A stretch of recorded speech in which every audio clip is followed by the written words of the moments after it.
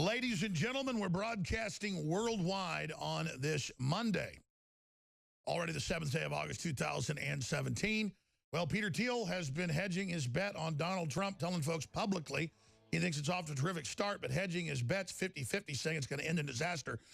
I'm going to tell you how the Trump administration is going to end one way or another when we come back. But first, the great news is this. The sleeping giant has awakened, and we can thank all of you out there and Donald Trump for that. Have you seen any Russians in West Virginia or Ohio or Pennsylvania? Are there any Russians here tonight? Any Russians? They can't beat us at the voting booths. So they're trying to cheat you out of the future and the future that you want. They're trying to cheat you out of the leadership you want with a fake story that is demeaning to all of us, and most importantly, demeaning to our country and demeaning to our Constitution.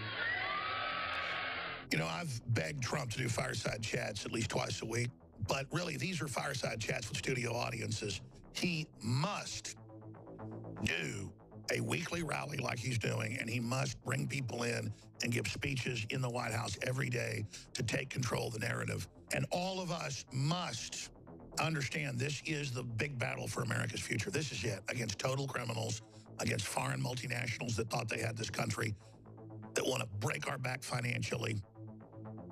And we've got to continue to understand that we are having a total political realignment, winning the state houses, winning the governorships. Today, I will tell you with lots of prayers and lots of thinking. Today, I'll tell you as West Virginians, I can't help you anymore being a Democrat governor.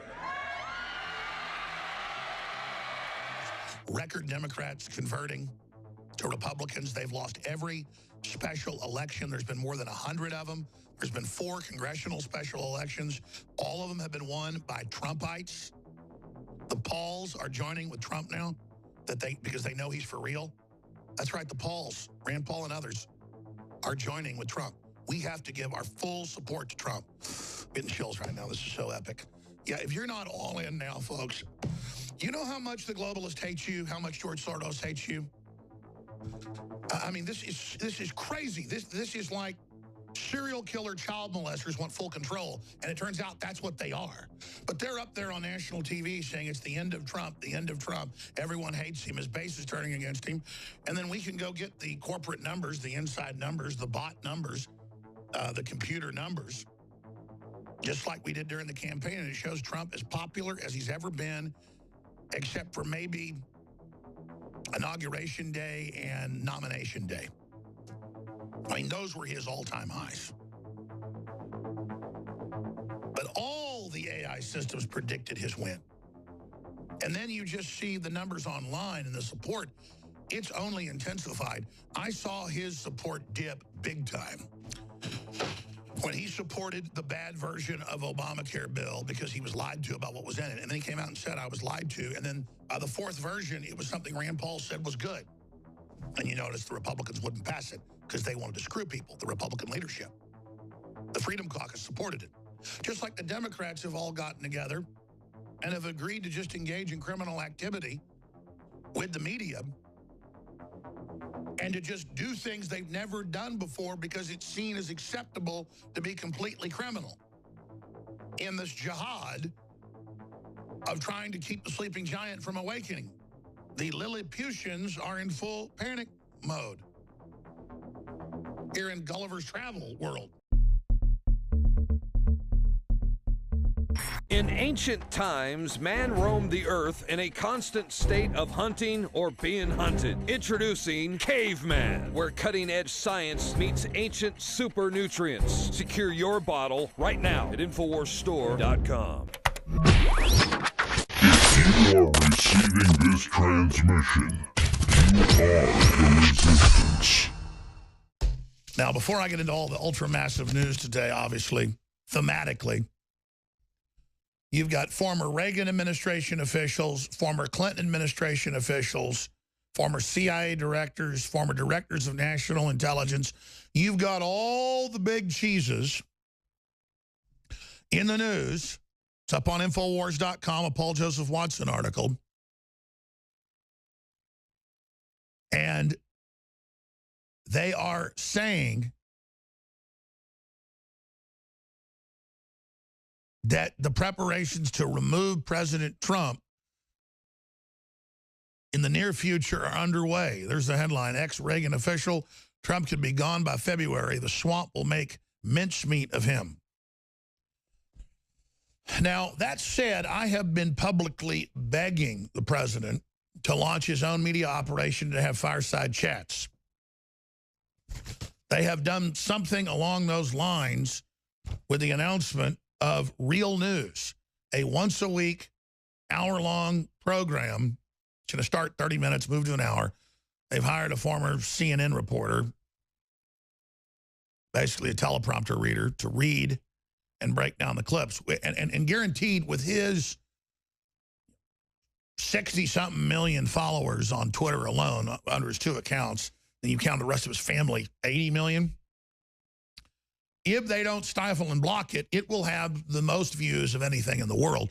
I mean, already when Trump puts out videos and puts out speeches, they get seen tens of millions of times outside of mainstream media. And, of course, CNN panicked. Presidents could have fireside chats as Franklin Delano Roosevelt.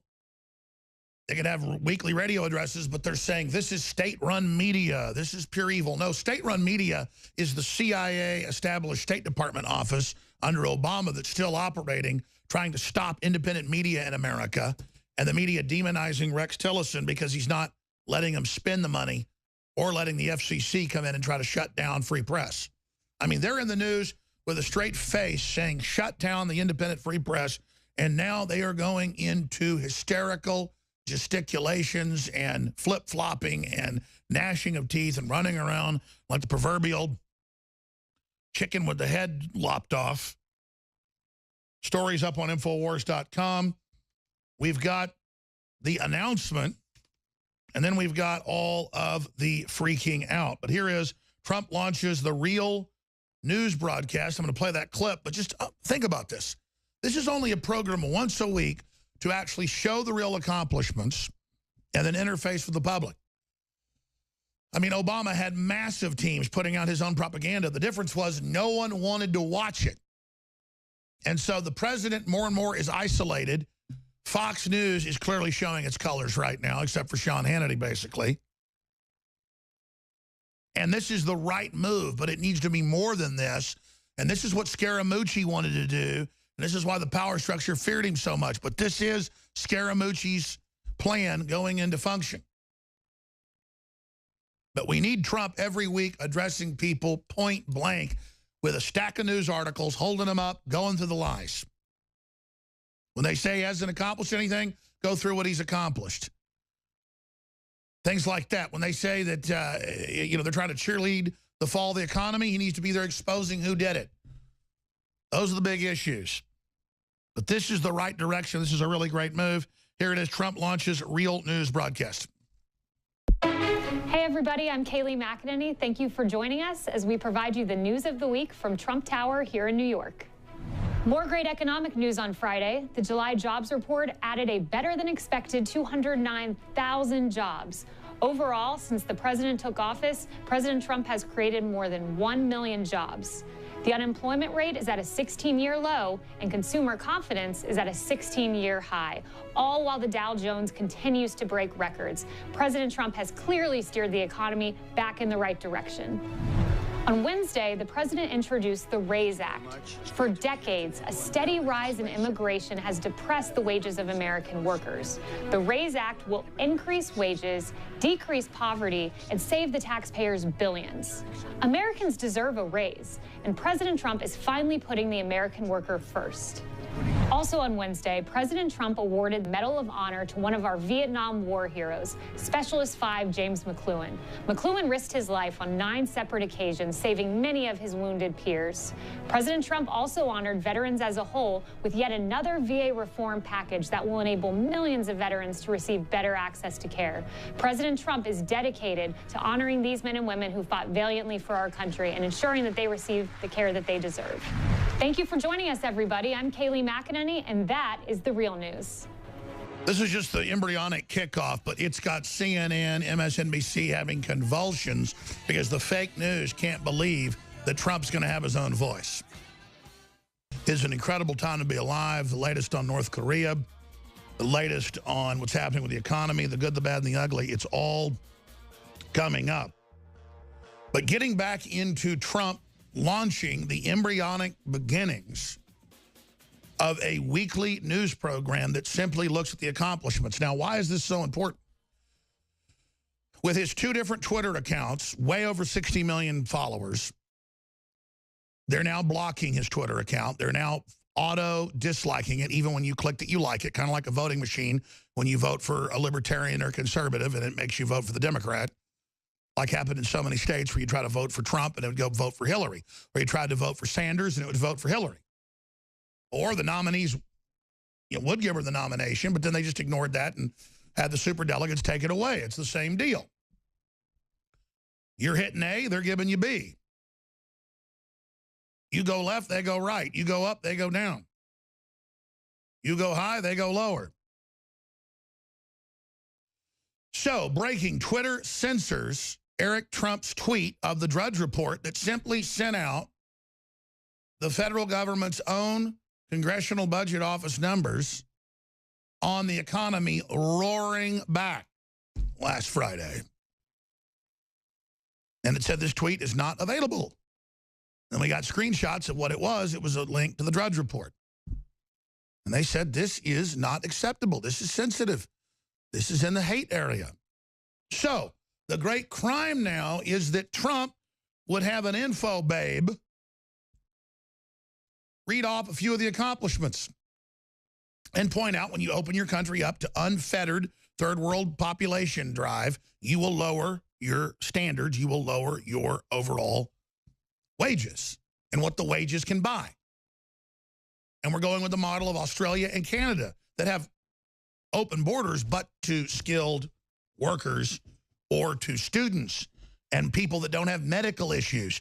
You know, people that contribute to your country. But see, oh no, you've got to take that and turn it upside down like it's some great evil. So let's go to CNN first, flipping out over Trump's Real News broadcast. How dare him have his own video he puts out that they're going to have more trouble censoring. They're so scared. There's also this new development just in the past hour or so that I want to show all of you. Kaylee McEnany, who was until recently a CNN commentator, seems to have joined the Trump re-election campaign. She's in a new video on Trump's Facebook page this morning presenting what looks a lot like a newscast. Let's watch and then discuss. Hey everybody, I'm Kaylee McEnany. Thank you for joining us as we provide you the news of the week from Trump Tower here in New York. More great economic news on Friday. The July jobs report added a better than expected 209,000 jobs. Looks like a newscast, has the graphical... Hit pause again. Back it up 10 seconds. Notice he said, looks like a newscast, has the graphics of a newscast, and we've got to use that clip every time now when CNN gets caught in a bunch of lies and just put it all together, showing CNN caught another lie, CNN caught another retraction, CNN caught staging the debate, CNN caught giving the questions to Donna Brazile, CNN caught with fake polls, CNN caught faking location, CNN caught, CNN caught, CNN caught, CNN caught, and then just keep cutting back to Super Mr. Potato Head. Excuse me, I meant Humpty Dumpty. Sitting up there, Baby Hippo, whatever his name is, saying, looks like a real newscast, the graphics, but is it? Cutting into those job numbers because they don't want you to get those job numbers. They want to show you her giving you a little bit of them and then imply it's fake. Is the $4 trillion in the stock market fake too? Or the 69% in illegals coming across down? I'm afraid. Or ISIS basically defeated? Or the Second Amendment now not under as great an attack? Let's finish up with Super Mr. Potato Head. Like a newscast, has the graphical appearance, sounds like a newscast, but obviously, Jeff Greenfield, it's a promotional effort. Hey, pause again. Obviously, it's a promotional effort. What are you a promotional effort for? Globalism. The special interests that have hijacked this country. Back it up. Let's play the three people, looks like a newscast, sounds like a newscast, but everybody knows you are the name in anti-American, anti-truth news. CNN is the gold standard of baloney. Let's finish up with fake news CNN. Like a newscast, has the graphical appearance, sounds like a newscast, but obviously, Jeff Greenfield, it's a promotional effort either for the Trump re-election campaign or the Republican National Committee. Yeah. What do you make of it? Not much. I mean, you know, look at what's behind her. Campaigns have been trying to do news-like videos ever since there was videos. So in the scheme of things, that doesn't strike me as a particularly bothersome problem. But the president's railed against fake news. Isn't this a sign that he We'll be right back. It's more than acting confident. Oh, we're number one. Everybody hates us, but we're number one. We'll be back, folks.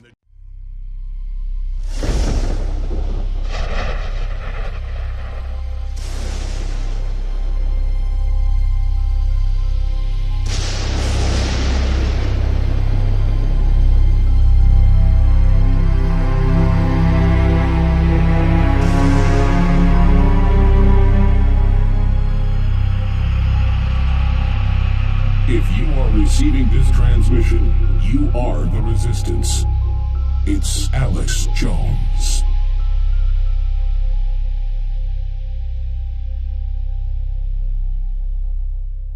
Survival Shield X2 Nascent Iodine. If you're interested in healthy thyroid, if you're interested in well-being, if you're interested in having a higher IQ, which this has been linked to, get your powerful Survival Shield X2 at InfoWarsStore.com.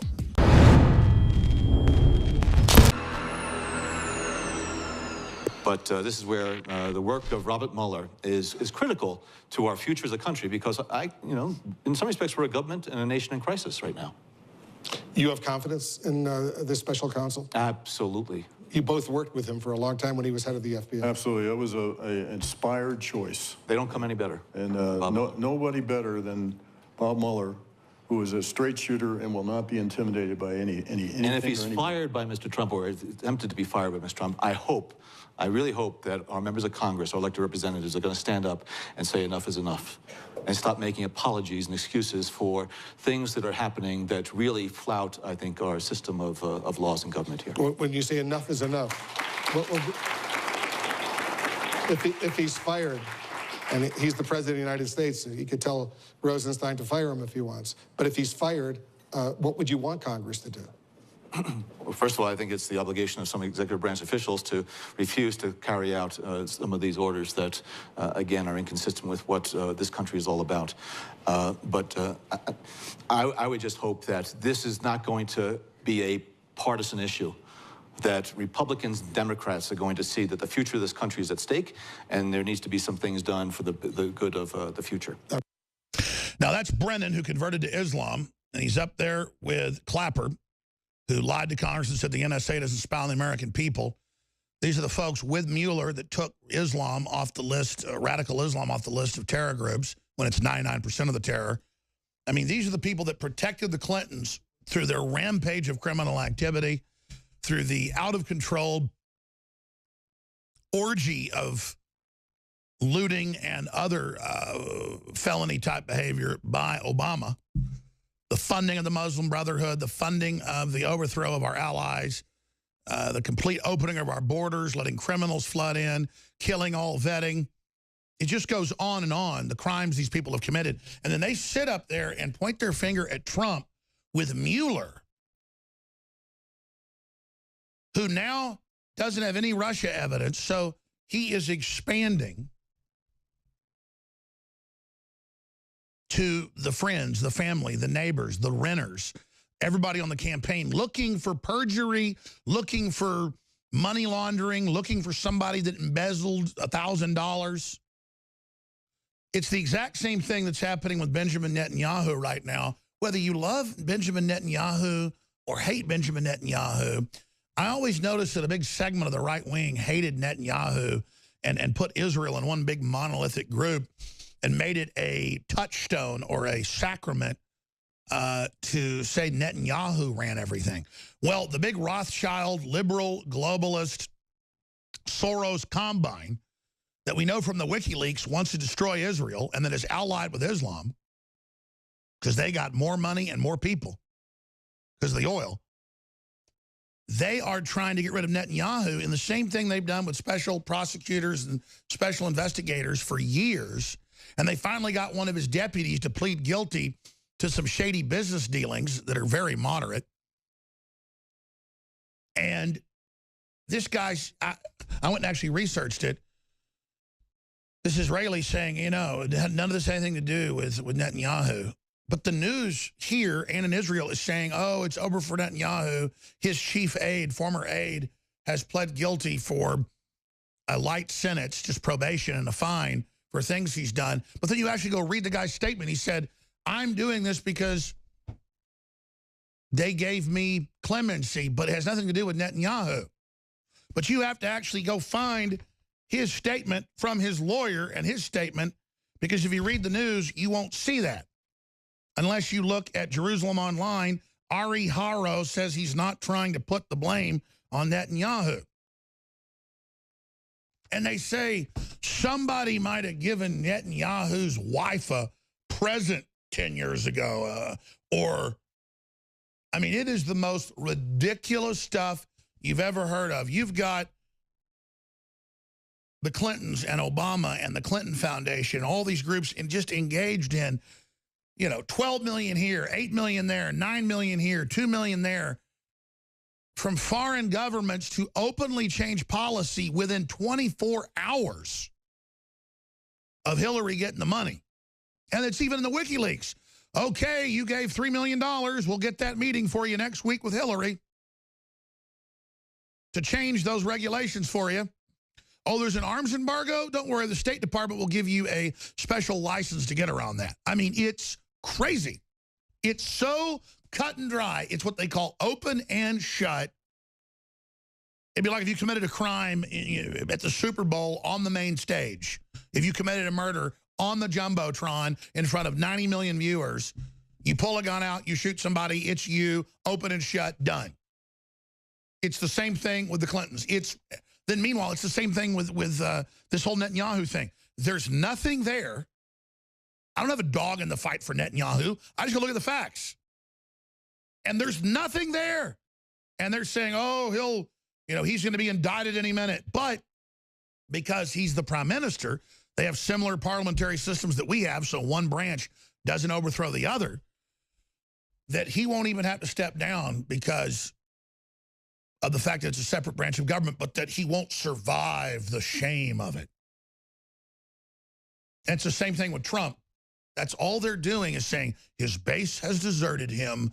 No one supports him. He's down in the polls. You're a loser if you support him. The economy's bad. He doesn't have his base anymore. Go back to sleep, on and on and on.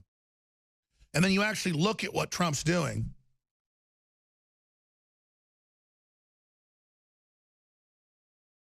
Turning the economy on, making companies do bids, fixing the VA, controlling the border, just all basic life support you do for a country. All he's doing is the default settings we had until the early 60s that made us prosperous. Just default stuff. But the mainstream media is running the hoax everywhere that Trump's base is deserting him, and they put out more fake polls. And they take everything he does and try to make it look horrible. And why do I back Trump so hard? Because did you think it'd be easy to take Washington back and to cut taxes and repeal Obamacare and to get out of TPP and to kick the IMF and World Bank out of our government and to get out of the carbon taxes that only the West had to pay? Do you think it would be easy? It's going to be hard. They're going to fight back. And I can't believe how much he's gotten done in 6 months and 3 weeks. I can't believe how we've gone from hell to heaven, comparatively, and then I can't believe how instant gratification has diseased this nation. Even some conservatives I know who never really backed Trump but held their nose, they're kind of like, well, yeah, he's a little out of control and needs to stop tweeting and needs to get disciplined. And they buy into this thing like they're his mommy and they're his daddy. And yeah, we don't like Hillary, but she's gone now. So we just want to feel authoritative and feel powerful and feel like, you know, we're up here critical of Trump, kind of hedging our bets. Just hedging your bets intellectually. Let me explain something to you and the blue blood Republicans and all the rest of them.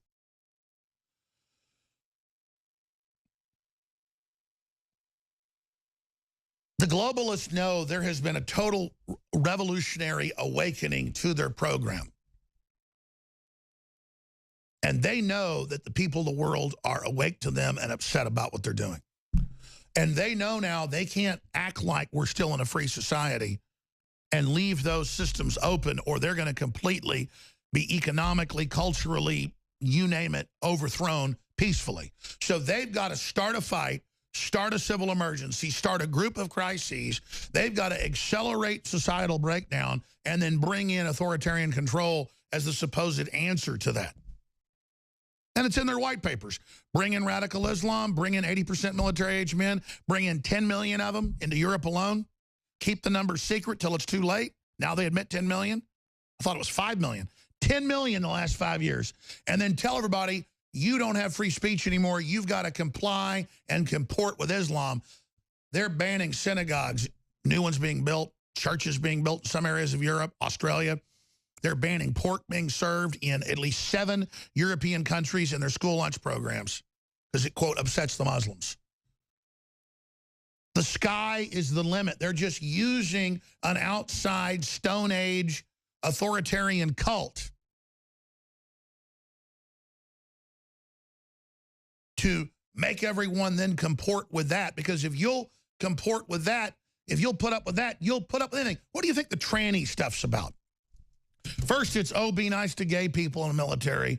Don't be mean to them. Sounds reasonable. Now, boom, it's trannies. And let's teach sex changes and give it to anybody you want in the military and turn it into a giant factory of confusion that will sabotage human operations of the military ahead of the robots replacing everybody, which is all admitted. And then when you accept the trannies and the sex changes, well, you'll accept the brain chips and everything else, which they're now admitting. They simply set a new goalpost that sounds incredibly radical so that you'll accept everything else they were already pushing behind that, and then they can persecute the military and persecute one of the only human cultures left, the male culture of war and defense, and so they can go in and social engineer and take control of that. While they steal from the public all of our basic rights, they give you the right to be transmutagenic, to end your humanity, because that's the biological revolution. That ties together with this report I have here. Fido and Fluffy are ruining the environment. UCLA study says, they say euthanize your pet, euthanize your dog, or euthanize your kitty. Well, why is that? Peter Singer is the spiritual and cultural leader of PETA. PETA is admittedly a transhumanist cult that wants to speak for animal rights so they can leverage out the voting rights of human as a lobby and speak for the animals, but they don't actually care for the animals. And in their teaching, they want domesticated animals to be illegal, from parrots to dogs to cats, and want to make you euthanize them. Now, that's only done so that you will then accept when the government says, we're going to tax you like communist China does for having a dog or a cat. Because you owe an allegiance to it. It gives you some normal humanity. Even though it's an animal, it psychologically, it culturally, it spiritually raises your consciousness. They've got computer graphs that show this from the television, from everything, because the animals haven't been completely programmed yet, though Google and Samsung and others are trying to the TVs, so that it's actually buoying you to even be around a dog or a cat and helping trigger your own humanity. Just like they want you out of the forest, out of the hills, out of the water, out of the fields, away from the horses, just to even have animals in your house, birds tweeting, sun shining, you're not looking at a TV. This is all declassified. Ugly architecture, ugly literature, all declassified. They funded PETA and other groups so that they can then make it guiltful and bad to even have a dog or a cat. So you'll then pay a carbon tax, and they say, oh, your dog has a big carbon footprint and your cat, so we need you to go ahead and kill him. David Knight shot a big report on it. I tweeted it out at Real Alex Jones. California crazies, kill your pet, not just your car. An interesting headline, but none of this is crazy. This is all done 100% by design. This is all done 100% in their own words to absolutely dehumanize you and remove you from any environment that has any vestigial, cultural, ancestral memory basis. It is a full assault, not just on you, but on every plant, every animal, every ecosystem. Everything's being overwritten. Everything's being destroyed by design. And then the people that are doing it claim they represent the environmental movement and are going to tax carbon dioxide because they know sunlight's good, they know oxygen's good, they know water's good, but the fourth element of the carbon cycle is carbon dioxide. You cannot have life on this planet, third rock out, without it.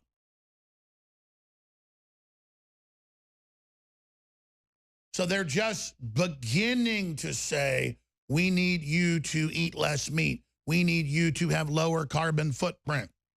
But if you go to PETA, who's been caught doing it, they go to they go to the pound and get dogs and cats and then euthanize them. I was the first to break that 16 years ago. They go, then they got caught, remember? Throwing hundreds of dead animals into a dumpster. They go and have their members get them, and then they themselves kill them. And people ask, well, why do they do it? Because it's just a sick cult. Behind closed doors, it's completely insane. Hamburgers, steak dinners, you name it. It's all a sick joke. But you have to understand, it's all compartmentalized mental illness by design to teach you to accept total authoritarianism. I mean, imagine just 5 years ago, hey, we're going to make the military have trannies, and then we're going to make the military pay for sex changes. You'd say that's crazy. Now it's just, oh, it's given. Well, you're not hateful, are you? And then it's given that at colleges and high schools, they're saying, oh, we're going to let men and women self-identify and compete on each other's teams. And so now in the Olympics this year, they announced as policy what had already been unofficial policy for the last 3 summer and winter Olympics, and that is that men can now compete. Of course, there's none vice versa. You don't see women competing with the men. It's about winning. It's about winning the gold medal. It's about people that are neurotic and want to cheat. And it's about men on average who are twice as strong. Men on average who are much, much quicker and faster, just genetically. Like in any mammal species, the males are bigger. In some other species, the females are bigger. But in most bird species, the male is bigger and goes out and gets the food and brings it back and stuff. Because, the female has the eggs, sits on them. It's in general species, females take care of the babies. The males go out, get the food. The males go out and get killed. The males go out and go to war. It's the same thing in chimpanzees, you name it. They're literally turning all that on its head and then acting like I'm weird when I look at a Daily Mail article with a headline, man gives birth. First man gives birth. And you look at it, it's a woman with a uterus and a vagina, and they have a baby. It's all just mental illness by design to confuse culture and confuse your kids. Remember, it's totally cold-blooded. It's not even mental illness from the people at the top. They all know full well 100,000 times what they're doing. Don't believe me? Type in CIA planned transgender movement. Type into search engines. You'll get mainstream news. CIA planned to push homosexuality, reduce population, end family. Just Google. CIA had planned to have ugly, squat architecture to crush human spirit. When you hear CIA, that just means the big foundations behind the CIA. Every single bit of it. is about a war on reality, a war on common sense, a war on you to make you guilty for everything you do, where you can't have or do anything, where you feel so guilty as Obama and Hillary and Al Gore lecture you when one of Al Gore's houses has 33 times the carbon footprint of the average person, as if carbon's even bad. The toxic waste dumping, the genetic engineering, the nanotech, the pharmacological crops, all of it, oh, that's not a problem. The geoengineering, that's not a problem. The AI, the destruction of free will, none of that's an issue. No, it's carbon dioxide that plants breathe. And then it's Enron and Dutch Roll Shell and BP are the main funders of the carbon tax for 30 years. But you get the environmentalist cult members saying, oh, you're funded by the oil companies because you're saying this is a scam. No, the oil companies created it. I'm sorry, I said 33 times. It's 34 times Al Gore's carbon footprint of one home. Excuse me, I'm sorry. But again, you can't have a car. You can't have air conditioning. They can. It's the elites teaching you to be guilty from birth, that they've got everything and you've got nothing, and that it's cute and fun to be a loser. Now, coming up in the next hour, we've got compilations I haven't gotten to yet with folks that have been inside the Trump White House that have been fired by McMaster for pointing out the left's alliance with Orthodox radical Islam, Rich Higgins and others. We're also going to have several guests joining us with breaking news from inside the White House and where this war to take down the president and kill our movement to restore the republic is going, and so much more. So that is in the second hour. Also, I saw this a few weeks ago, and I knew where it was going, and I meant to get on here and cover it and predict it. Trump doesn't want to pay 3 times what the Boeing aircraft are worth, or what they're supposedly worth. And so he told the Air Force, refit some of our old aircraft, or repair the ones. They got several Air Force Ones. Repair these. The Air Force came up with a bankrupt Russian airline that bought 2 aircraft from Boeing but never flew them, that are just waiting to be received back to the U.S. And so now the Air Force says, sir, let's retrofit these. This will cost, a tenth of the price. And they're now spinning it that he's buying aircraft from Russia. He has nothing to even do with it. He said, this isn't going to happen while he's president. They're talking about, years from now, having to retire Air Force One. He's just saving money everywhere, giving back his paycheck. They spend that into he's a Russian. Monday through Friday, from 11 a.m. to 3 p.m., we're here live. Jack Posobiec's got big breaking news from inside the White House, joining us to cover the waterfront. We'll also open the phones up. I haven't even gotten into the great job Sean Hannity is doing. I'm going to play that coming up in the next segment. The article's up on Infowars.com. Sean Hannity's saying if he finds he's been unmasked, because thousands of people that were involved with the Trump campaign are supporting the Make America Great Again operation were surveilled by the NSA. That's come out in leaked documents about yours truly. Michael Savage, he's saying that he is going to have the mother of all lawsuits if that is indeed the case. Well, that is the case. And we've got the liberal anti-Trump media goes all in for embattled General McMaster. That's another Breitbart story. We saw the Young Turks funded by Qatar and Saudi Arabia. We've seen CNN. We've seen MSNBC. We've seen all of them defending their little darling McMaster. When Trump tried to get 4 different people to take the job, none of them wanted it because they knew if they were patriots, they'd be targeted. So they all dodged it. Flynn didn't dodge it. And now they're trying to get him criminally with a bunch of made-up garbage. See, Flynn wasn't involved in a dereliction of duty. And they slipped in McMaster, who it turns out is a big globalist. We've got so much coming up this hour with Jack Posobiec, who's going to ride shotgun with us. We're going to look at some of the people they've been removing from the National Security Council, and it tells you everything you need to know. But Rich Higgins describes the information warfare the Muslim Brotherhood is engaging in with the left. Rich Higgins talks about the real threat of violent extremism. This is the guy that got fired last week. He gives strategic advice to the new administration. We have California crazies who aren't so crazy. They want to tax you and control you.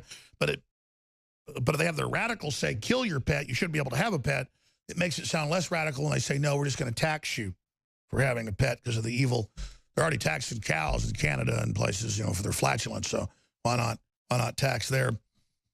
And then we also have the Democrats want martial law, a very important report. We're going to get to all this today. We have the Democrat Senator Blumenthal says the Justice Department is weaponizing leak laws for its personal and political ends. Yeah, they're doing illegal leaking, and they're saying they're not going to arrest journalists like Obama did at a level never before seen in U.S. history.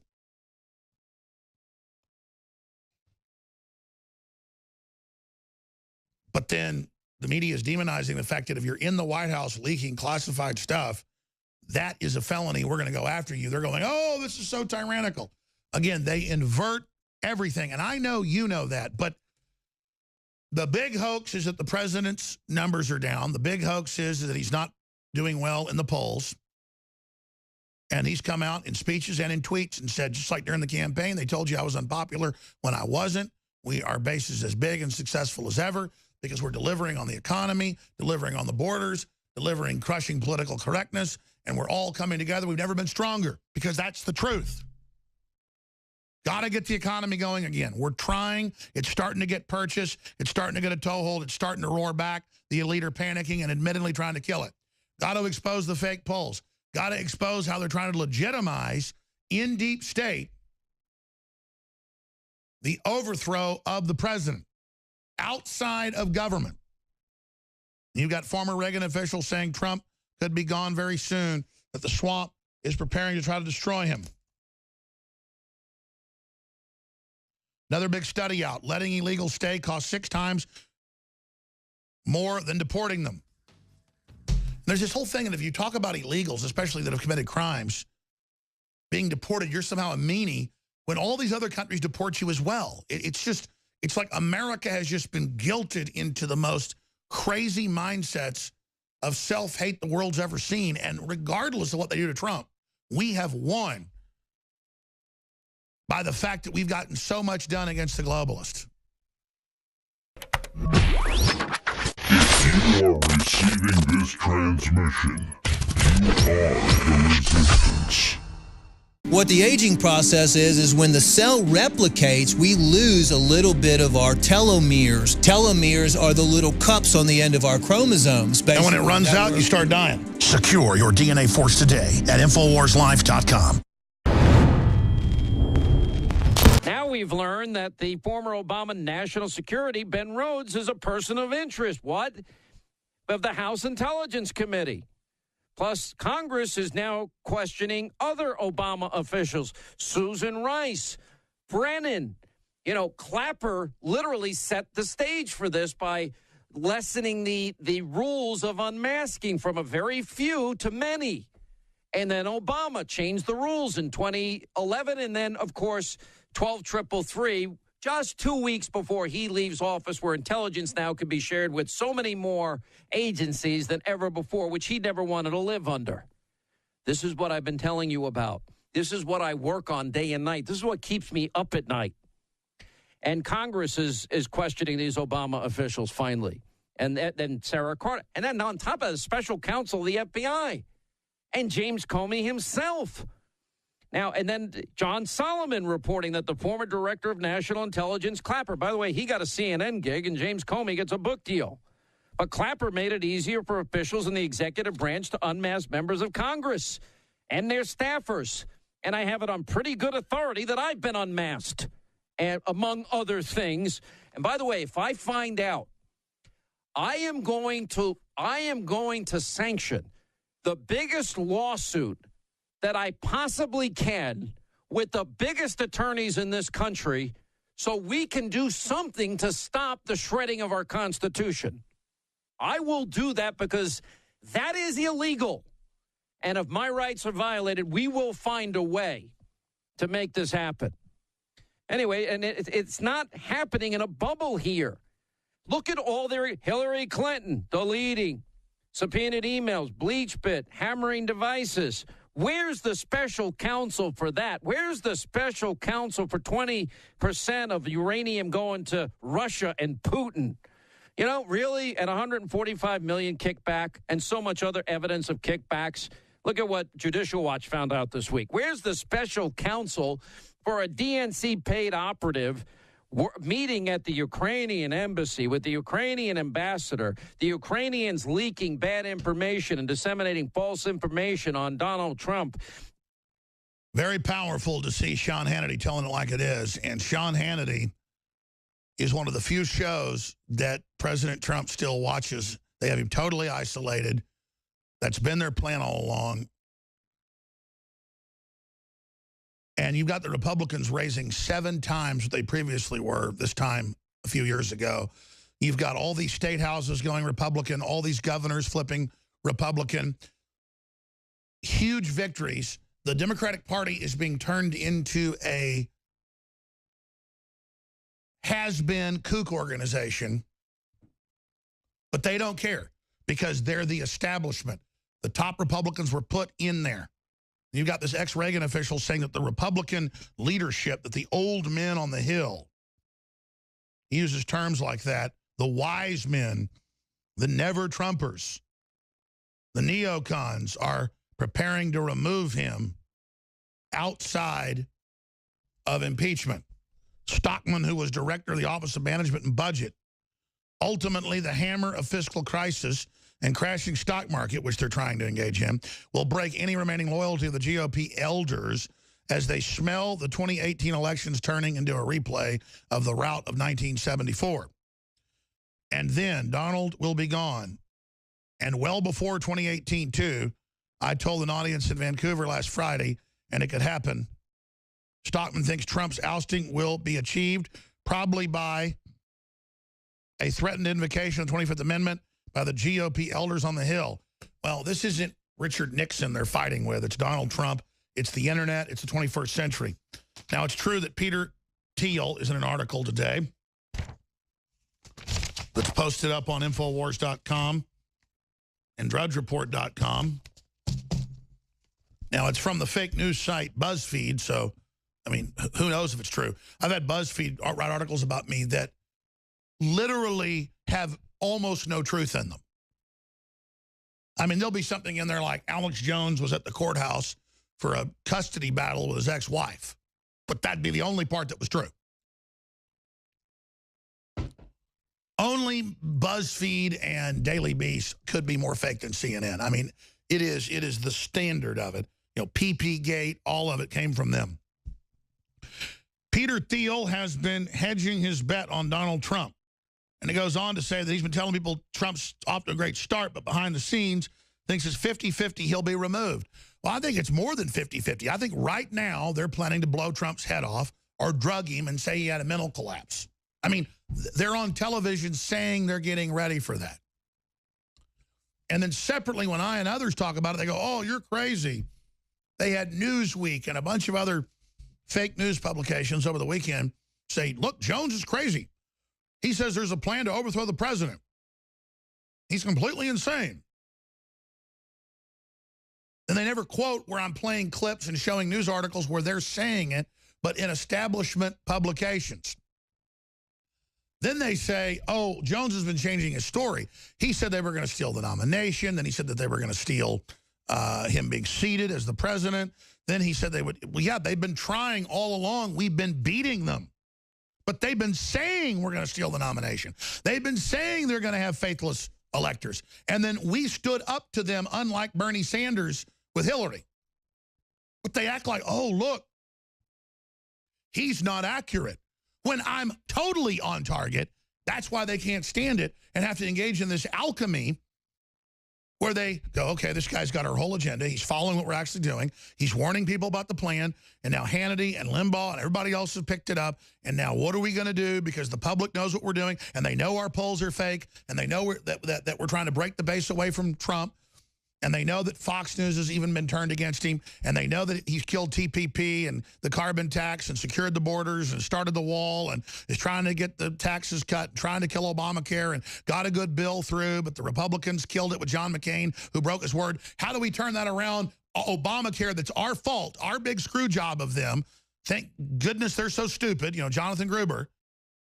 How do we turn that? Well, just say it's his. Say he failed. Say he got nothing done. Put him on the cover of Newsweek with a fake photo of him with Cheetos all over him, sitting there watching TV, and say he's a slob that never did anything. He's a failure. He didn't get elected. He never was successful. He never had children. He never had businesses. Donald Trump doesn't even exist. Just like they pretty much imply Seth Rich never existed. If you even talk about him shot in the back, they say, oh my gosh, it was incredible evil. Meanwhile, McMaster worked at think tank backed by Soros-funded group that helped Obama sell Iran nuclear deal. Yeah, they've totally double-crossed us. I mean, when you realize that once you go corrupt, once you're evil, once you decide to be evil, you automatically ally yourself with Islam because they've got more liquid cash than anybody. They're allied with the globalists, and they've got a project to end the Western world. Clapper and all of them are horrible people. And then we find out people inside the National Security Council that discovered this are fired. We're going to play some of those interviews and speeches that really have gotten no play or no attention coming up. And riding shotgun with us with real-time analysis is Jack Posobiec. Jack Posobiec on Twitter, Jack Posobiec, citizensfortrump.com. I want to cover the waterfront with him, the latest intel, the fight to isolate Trump, the fake polls they're putting out, the fact that Trump's launching the new Trump channel, embryonic phase, a once-a-week boil down. Of course, CNN says it's fake news when he ran his own jobs numbers that the CBO admits are real. They blocked Drudge articles that Drudge tweeted from CNBC and AP on Eric Trump's Twitter Friday. We wrote a story about that where they said, you're not allowed to share this. This is sensitive information. So now they're just going to tell us, you can't see the jobs report. We're just going to tell you it's fake, and we're not going to let you see it. Next level deception, Jack Posobiec. Hey, you're exactly right, Alex. And I don't know if you saw just recently, earlier today, Donald Trump tried to retweet somebody on Twitter. As soon as he retweeted it, Twitter suspended that account. So instead of actually censoring it like they did with the Eric Trump tweet, they went and suspended this guy's complete account. So you can't even see what it was. There isn't even an archive of what the President Trump was trying to share to the American people. He simply is trying to get information out. Twitter goes and zaps it away. It's even worse than what they did with Eric Trump, because at least with that, we could go in and we could sort of deprogram it so we could see what actually was trying to say. This one, they zapped his account. So President Trump says he wants to hear from you, and Twitter zaps it away immediately. And what he's got to do now is he's got to screenshot. He's got to screenshot everything he's going to tweet and say, here is what I'm tweeting. So if they deep six it, it comes back against them. That's right. And it's only going to further and further normalize the idea that they can control what Donald Trump says, that they can control what information Donald Trump shares. And because what they're also attempting to do behind the scenes is isolate the president's intake of information and control what information is given to him. They'll share with him the information about the job numbers. They'll share with him the information about the stock market going up, but they won't share with him the information about who's getting fired in the administration, about the Obama holders that are coming over. I've got breaking news on that. And they won't share with him information on different deals in diplomacy that they're trying to make with foreign policy. So he tries to go and do something on China, for example. They turn around and said, oh, no, you can't do that. We already made a deal with the Chinese behind your back. And he says, what are you talking about? And they show it to him then. That's right. We're going to break all this down, what's behind the McMaster situation. But doesn't the Young Turks and CNN get and MSNBC, when they fully endorsed him last week to protect him from you and Cernovich and myself and Breitbart and everybody else, just exposing that he's worse than Brennan, not officially converted to Islam like Brennan, but pretty much so. I mean, that he's totally sold out. Don't they understand that when they super endorsed him, that no matter how they try to isolate the president,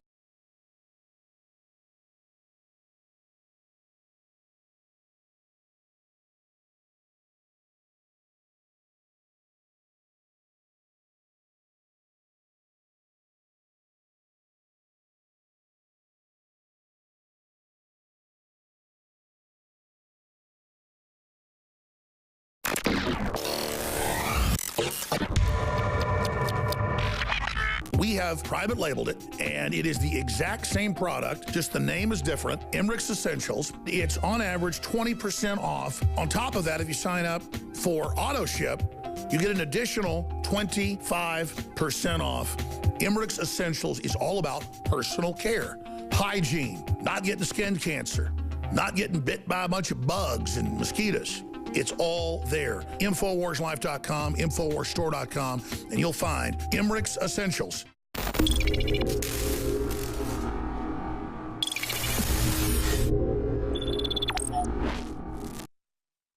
You see, there's always been such subterfuge in our government in the last 30, 40 years particularly, that different power factions would battle over manipulating the special interest.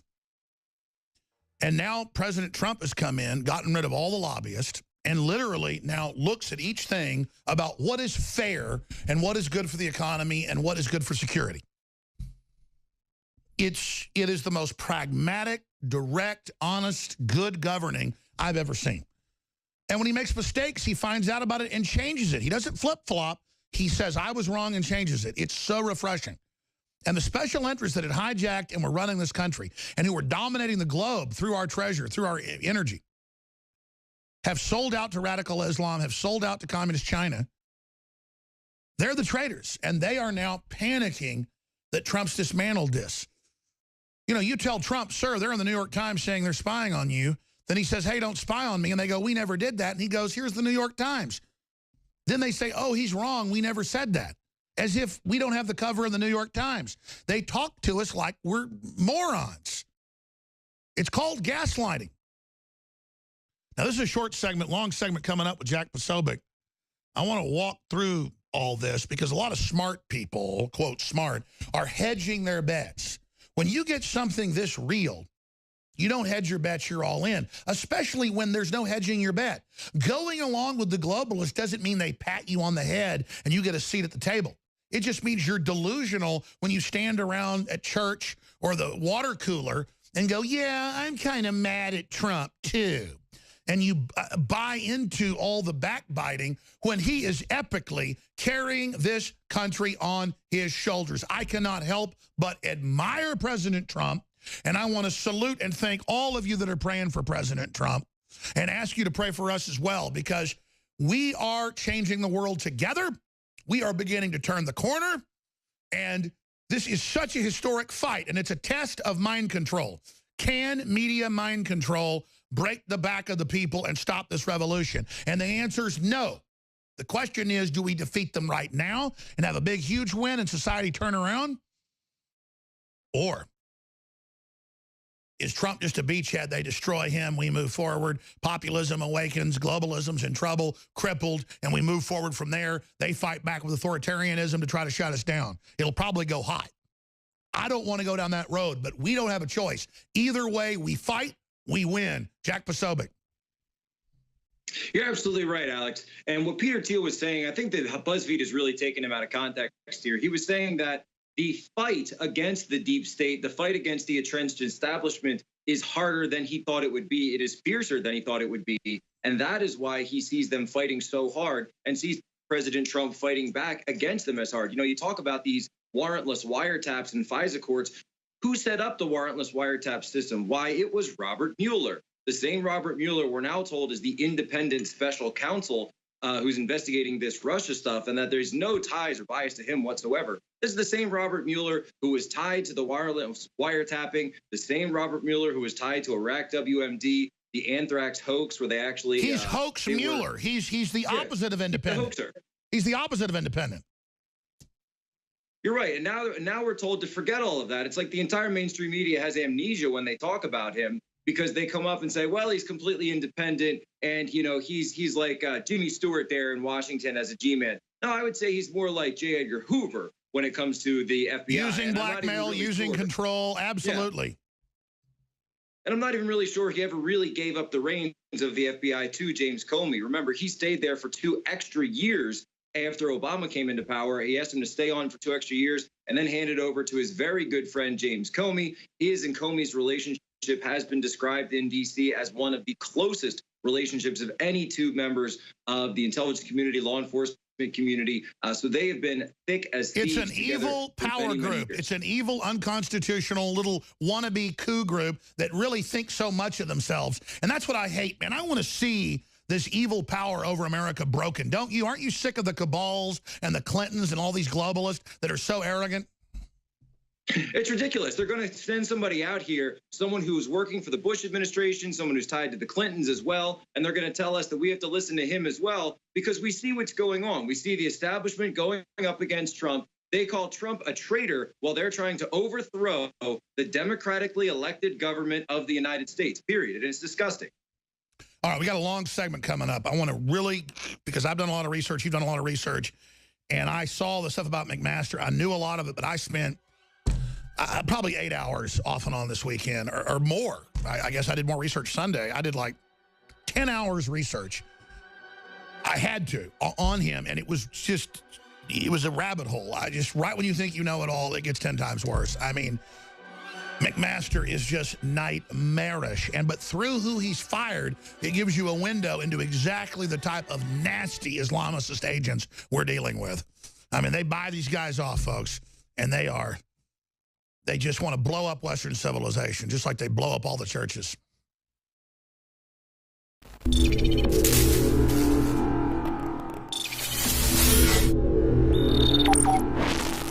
It's Paul Joseph Watson, and the t-shirt has finally arrived. Nothing triggers safe space snowflakes more than this slogan and my face. It is the new t-shirt from InfoWarsStore.com.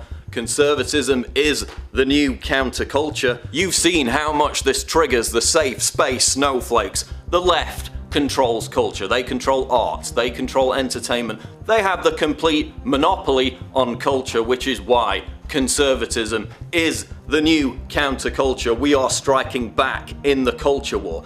This triggers snowflakes like nothing you've ever seen in your life. You've seen how much they absolutely hate the image of my face and that particular slogan, conservatism is the new counterculture. This t-shirt is not only a conversation starter, it will trigger the holy hell out of leftists. It will make me incredibly happy. It's available right now. Get yours at InfoWarsStore.com.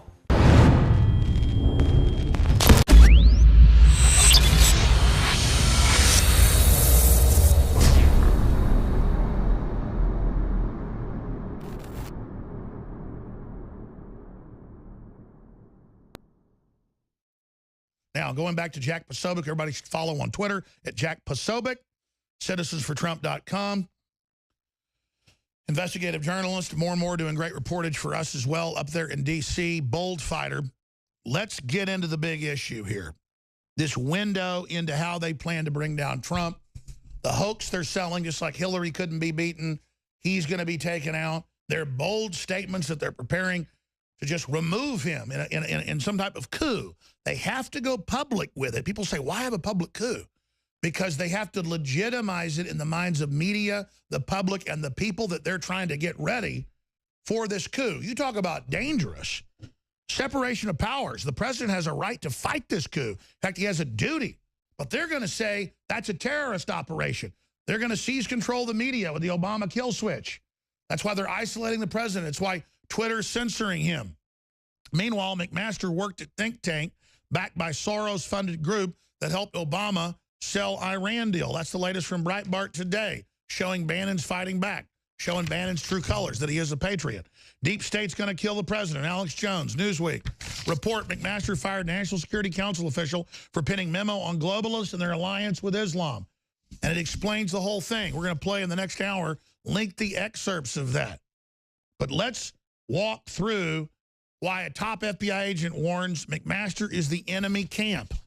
I mean, you think we just had Brennan over the CIA that's converted to Wahhabism? Folks, you think Mueller took Islam, radical Islam, off the list of terrorism and made it Christians being the #1 threat group with no evidence? This didn't just happen overnight. There's 1.5 billion Muslims. There's going to be 3 billion by 2027, 10 years from now, 2026. The globalists have made their bet. We've been domesticated. We've been made weak. Now they're bringing in military-age men. They're putting them in the positions of power. Europe's already falling.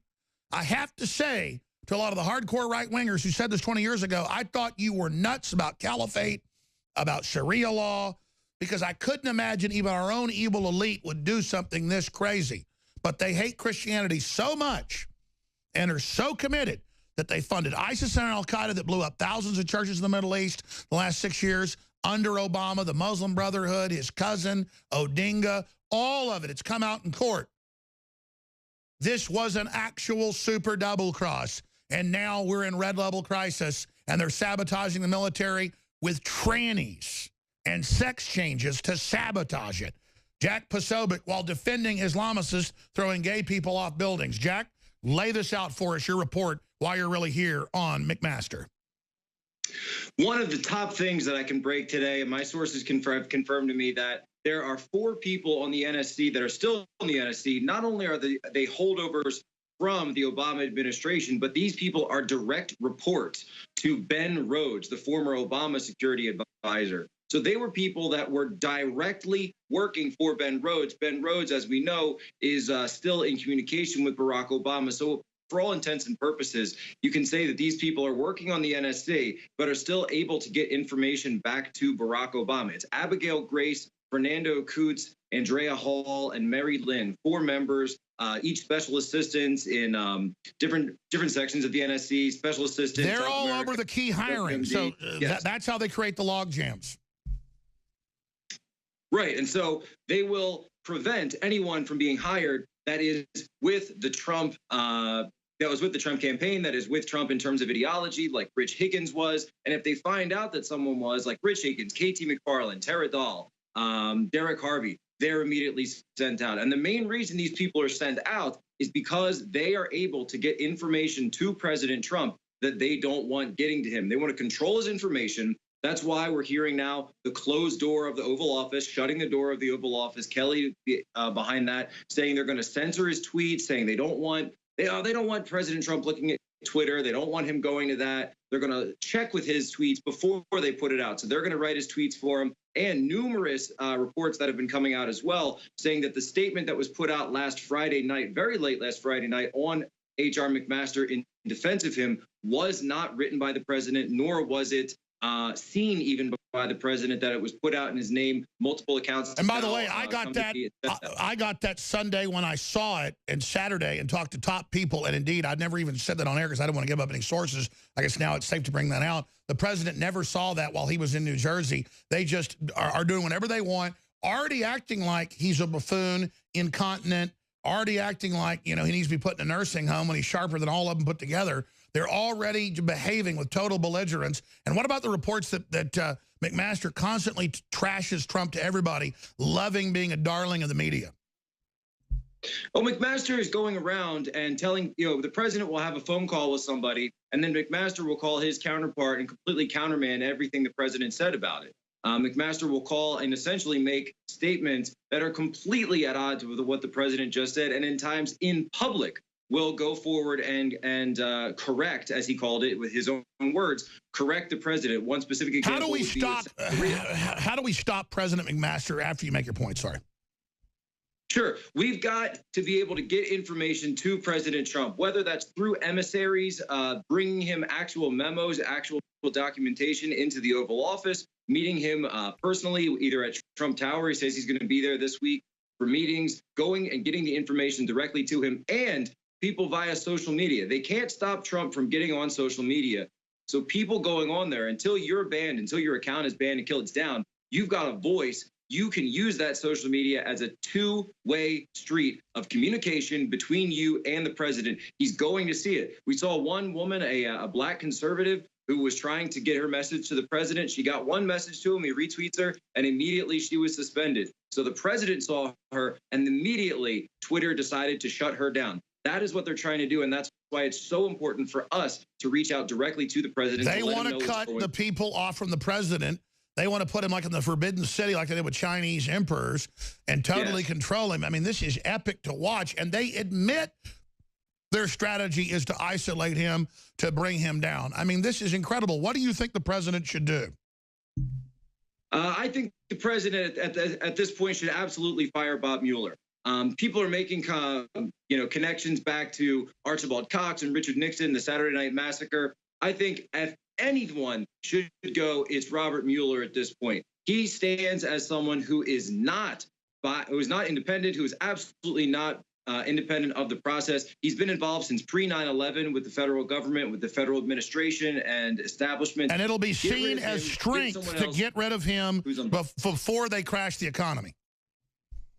Right, before they crash the economy, before they're able to essentially, what they want to do with this grand jury is find a way to trump up charges against the president and bring an indictment. Or they'll say, we're going to bring an indictment against you. We've got some documents, whether they be true or not, and they're going to ask for the president's resignation. And they're trying to just spin the wheels and tell him everything is going fine up until they get to that point. That is Mueller's endgame. That's the deep state's endgame. Exact same thing they've been using against Netanyahu. Exact same thing they've been using against Netanyahu.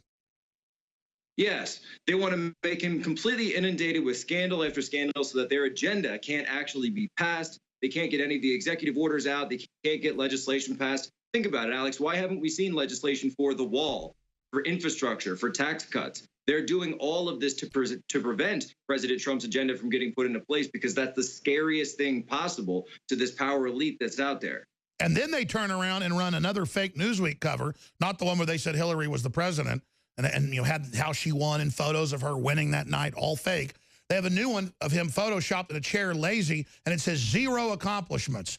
No, 0 accomplishments with the traitors in Congress through the executive, devastating victories, the economy coming back, the border getting secured, the TPP killed, the carbon tax killed, America open for business again.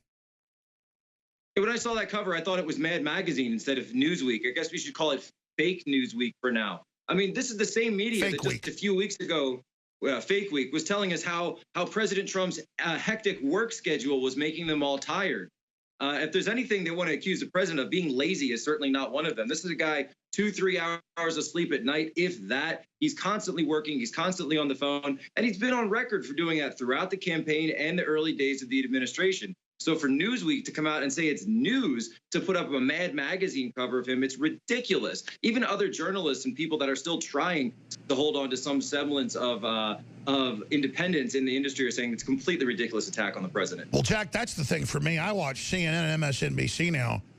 It's such upside down world cartoon level that I don't even know what they're doing. I mean, I played a clip last hour of CNN saying that the new video service, the new news service he's launched, finally the beginning of the fireside chats that we know was heavily pushed by the outgoing head of communication, Scaramucci. They're saying, oh, look, fake news. He's claiming he has good jobs numbers and he's putting it out. That's not fake news. That was true. Yeah, that's the Labor Department report. The Labor Department report said 1.07 million jobs in the first 6 months. We've also seen the new deals from the companies that are coming in, Carrier refusing to go to Mexico, Foxconn now coming in, putting a $10 billion factory in Wisconsin. This is not fake. We've all seen it and we're all seeing it. However, I would suggest, and I think it's a great step in the right direction with these fireside chats, that the story needs to be told better. I don't want to just see somebody sitting there reporting the news. I want to actually see these. Let's start showing these factories being built. Let's see the president and these leaders of industry signing these deals, signing these agreements. Show the people what's going on. Don't just give me a number. Show me the people going back to work. Show me the people what's going on. Let's show, the shovel full of sand down at the border with the wall being built. I think once the president knows the power of visual persuasion, and we know Donald Trump knows this power, they're doing everything they can to keep him away from his mouthpiece to directly exactly people, and that's why he has to make his own. And they're acting like it's dirty and bad and crazy that he would once a week have a program showing their accomplishments as they block on Twitter Drudge showing the jobs numbers from the federal government. I mean, they're doing everything they can to kill this economy. Jack Posobiec, let's specifically look here at, because I'm going to play some of this coming up in the next hour after you're gone, of an actual interview that Rich Higgins from the Pentagon brought in by General Flynn about the left's alliance with Islam and the globalists and how it's planned out and how they're working as good cop, bad cop in an overall plan to overthrow our system of government. And he actually goes through all of it. And that's what they're so scared of, and that's what McMaster fired him for, because he understands the plan. One strength the plan has is It's so dastardly. It's so over the top. It's so evil. It's so cunning that we have trouble even believing it's this ridiculous. But it's really happening. And Rich Higgins is someone as well, Alex, who was there as a strategic planner. His specific job was to look at different things that are going on in the world and try to make sense of it and try to say where it's going to be in 20 years and 30 years. So he was literally doing his job on the National Security Council and stating, this is what I think the enemy's strategic vision is for the United States. You can agree with it or disagree with it, but this is how I'm going to write it up. Why would anyone fire somebody for doing their job when it comes to that sense? He was doing his job. He shared his memo out with people of the administration. The minute McMaster found out about it, he got rid of him. So it seems that he may have been doing his job a little bit too well, Alex. It's just incredible when I research this, and big parts of the interview that's gotten no play are coming up in the next hour. Roger Stone's going to pop in as well. I will open the phones up then, but we have just got to look at one more segment with you, Posobiec, because we just calmly talk about Brennan and all these people talking about removing the president outside of law but through a coup. How are they going to try this coup, and what happens if they do? Survival Shield X2 Nascent Iodine. If you're interested in healthy thyroid, if you're interested in well-being, if you're interested in having a higher IQ, which this has been linked to, get your powerful Survival Shield X2 at InfoWarsStore.com. If you are receiving this transmission, you are the resistance.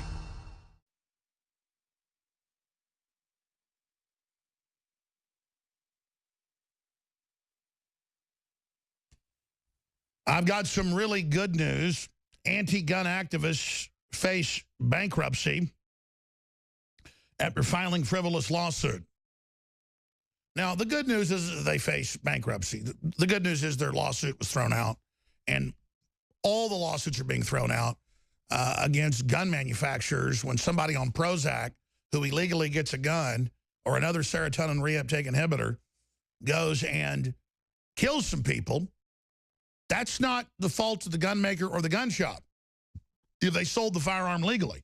Just like if a nutball goes and gets a Ford Civic or a Chevy Tahoe and runs over a crowd of people, do you sue Chevy and the shareholders? No. You execute the guy that did it if he did it on purpose, or you throw him in prison. You don't sue the car maker. That's coming up. Now, Jack Posobiec, my job is to beat the drum on issues and force them out into consciousness. This isn't your normal entertainment radio show. Everybody knows that. This is a organic, patriot, military operation against the globalist from behind enemy lines in occupied North America. You know, we say that. It's not a joke. It's not theatrics. We still haven't gotten the country back. We've got major beachheads. We've launched major offensives. But we're in the middle of the fight of our lives globally. There's a fight against globalism as well, as you know. We've got a lot of other fellow patriots around the planet, from Brazil to the UK to you name it, to Catalonia to Russia, fighting the same fight.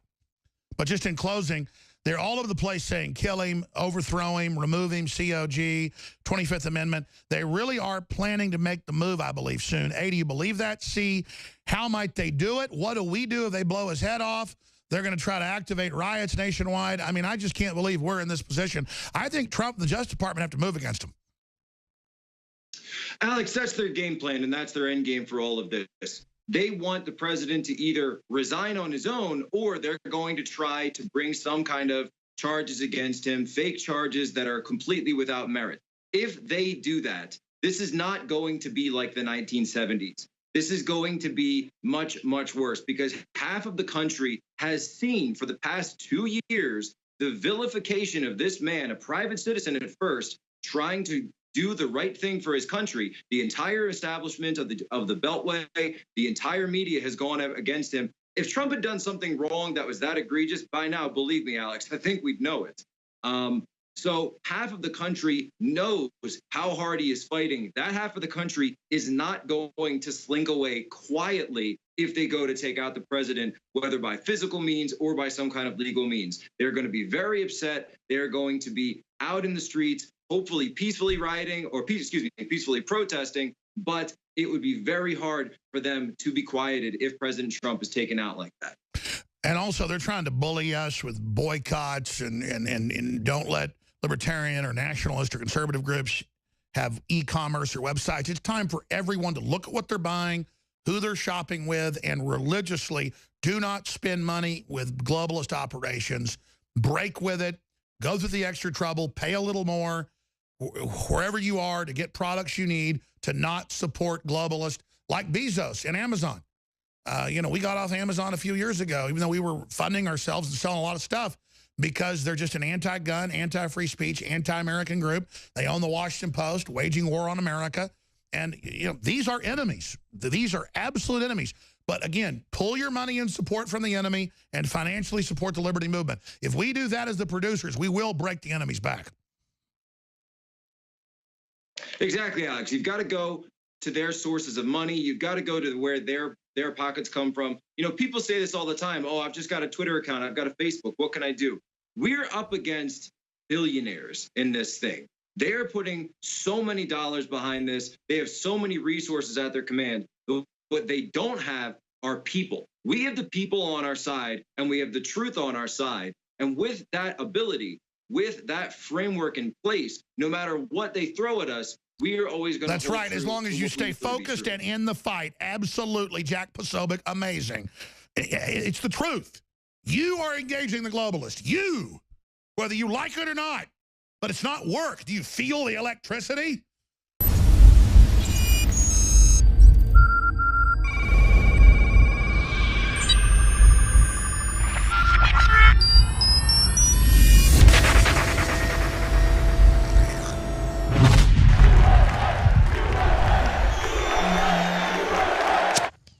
In ancient times, man roamed the earth in a constant state of hunting or being hunted. Introducing Caveman, where cutting-edge science meets ancient super nutrients. Secure your bottle right now at InfoWarsStore.com. Since the time of Hippocrates, the father of modern Western medicine, in 420 BC, the ancients have marveled at the power of whey protein from milk and cheese. That's why I'm so proud to announce the latest addition to the InfoWars Life family, True Whey Protein from InfoWars Life. It's produced right here in the United States of America under the strictest high-quality organic conditions.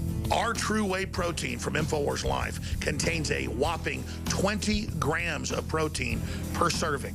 We went out and did massive research and found the very best company and facility to develop our whey. And it took us years to finally get contacts with some of the larger, most respected companies to bring you a super high quality whey protein at a very reasonable price. That way you get the benefits and the taste of high-quality whey while supporting our information warfare operation against the globalists. Doing our research, one thing continued to really stand out.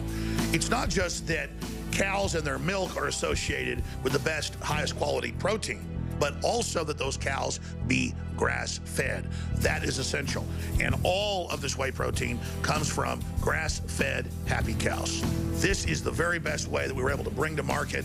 Please try it for yourself and tell us what you think. Again, thank you so much for all your support. It is True Whey from InfoWarsLife.com.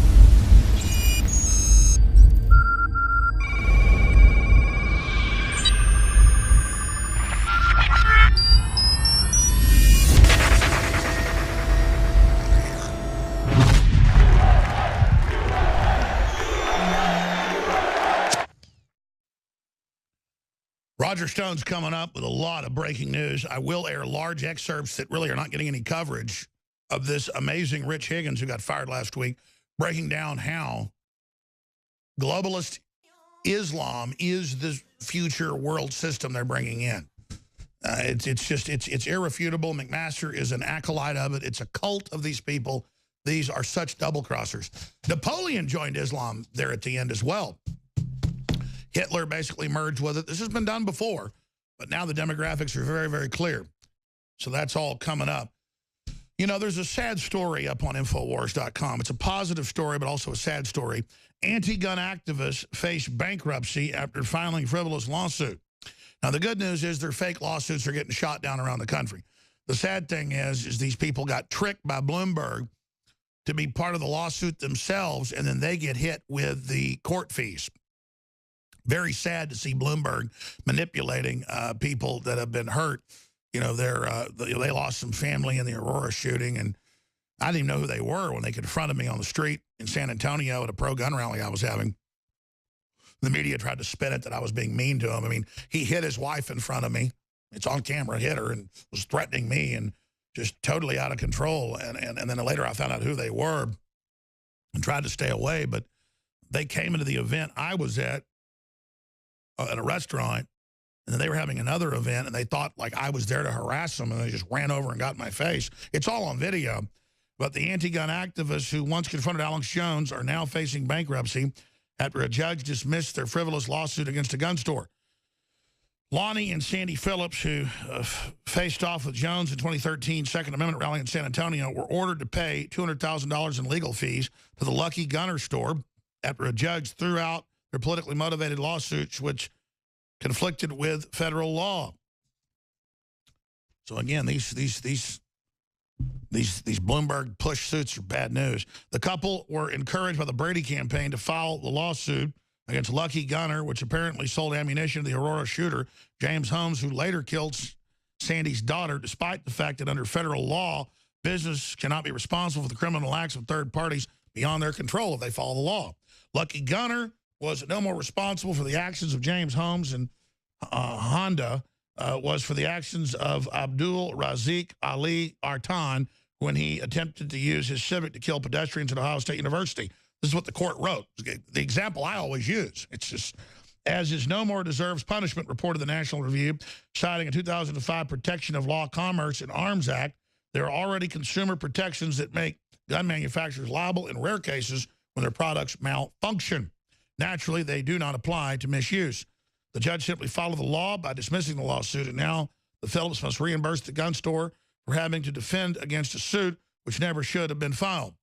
But again, they run all this stuff like they're invincible and we're going to sue you and we're going to get you. And that's what I've learned now with frivolous lawsuits that have been filed on us. Some of the lawyers involved shot their mouths off in D.C. at some dinners. And later we called and said, you know, we now know you file a suit that's frivolous. You just want the suit in the news. Then behind the scenes, they want to settle. I won't settle. Then they pay me, but it's kept quiet. This is how it works. They pay me a juicy sum to then settle secretly with them. Not going to say any names. But boy, that's how this works. And then I'm like, okay, so now next time, I mean, these suits are like out of Cracker Jack boxes, folks. I mean, they are just, the lawyers look at it and go, this is absolutely 100%. This is they're going to lose.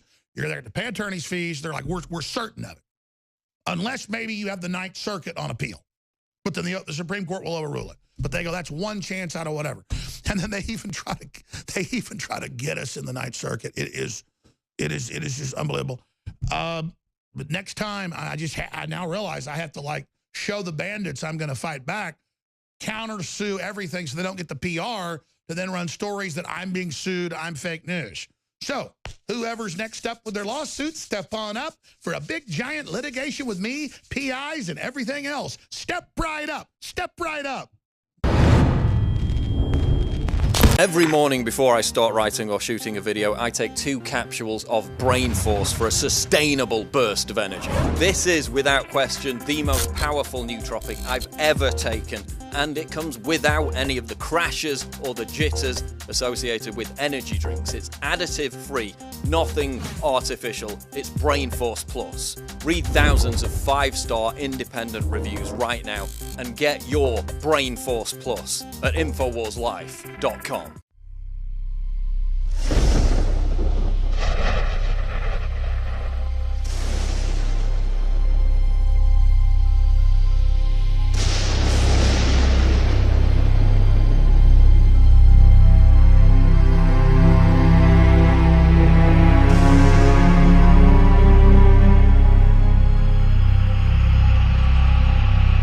If you are receiving this transmission, you are the Resistance.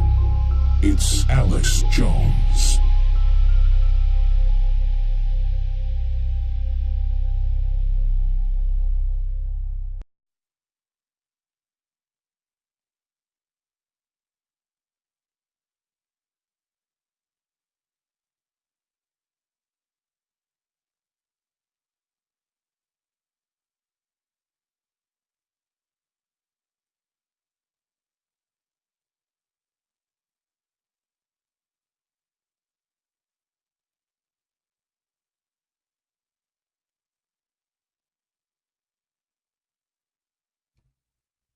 I tend to start gibbering 100 miles an hour with all this news and not really just pull back and look at the massive import of what we're facing.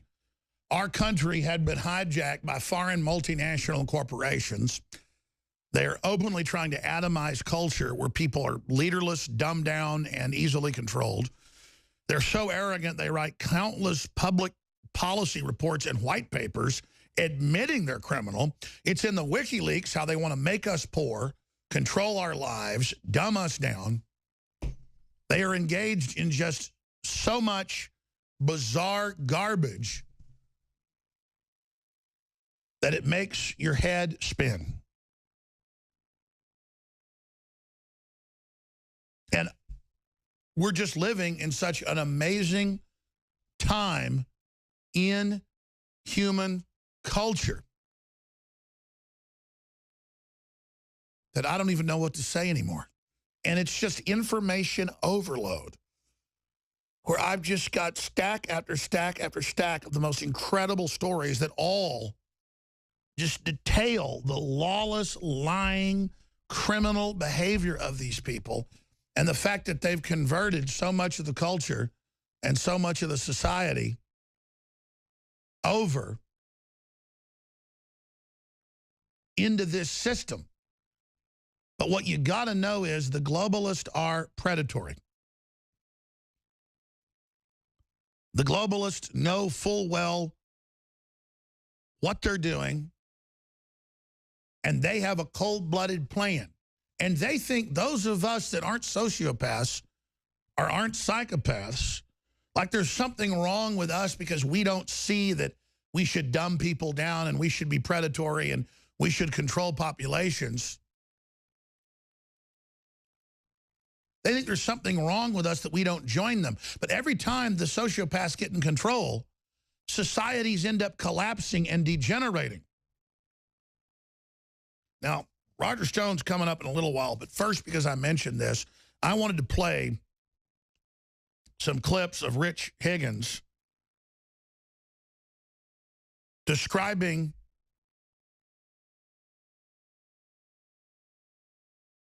what's happening inside D.C. and the struggle in political warfare in America. Then we're going to play his description of PC culture inside Washington, which is total social control, so you can't fight back against the groups taking over. Rich Higgins talks about the true repercussions of the terror attacks. He talks about so much more. So these are some key clips. I want to play the first one. Rich Higgins, formerly the Pentagon,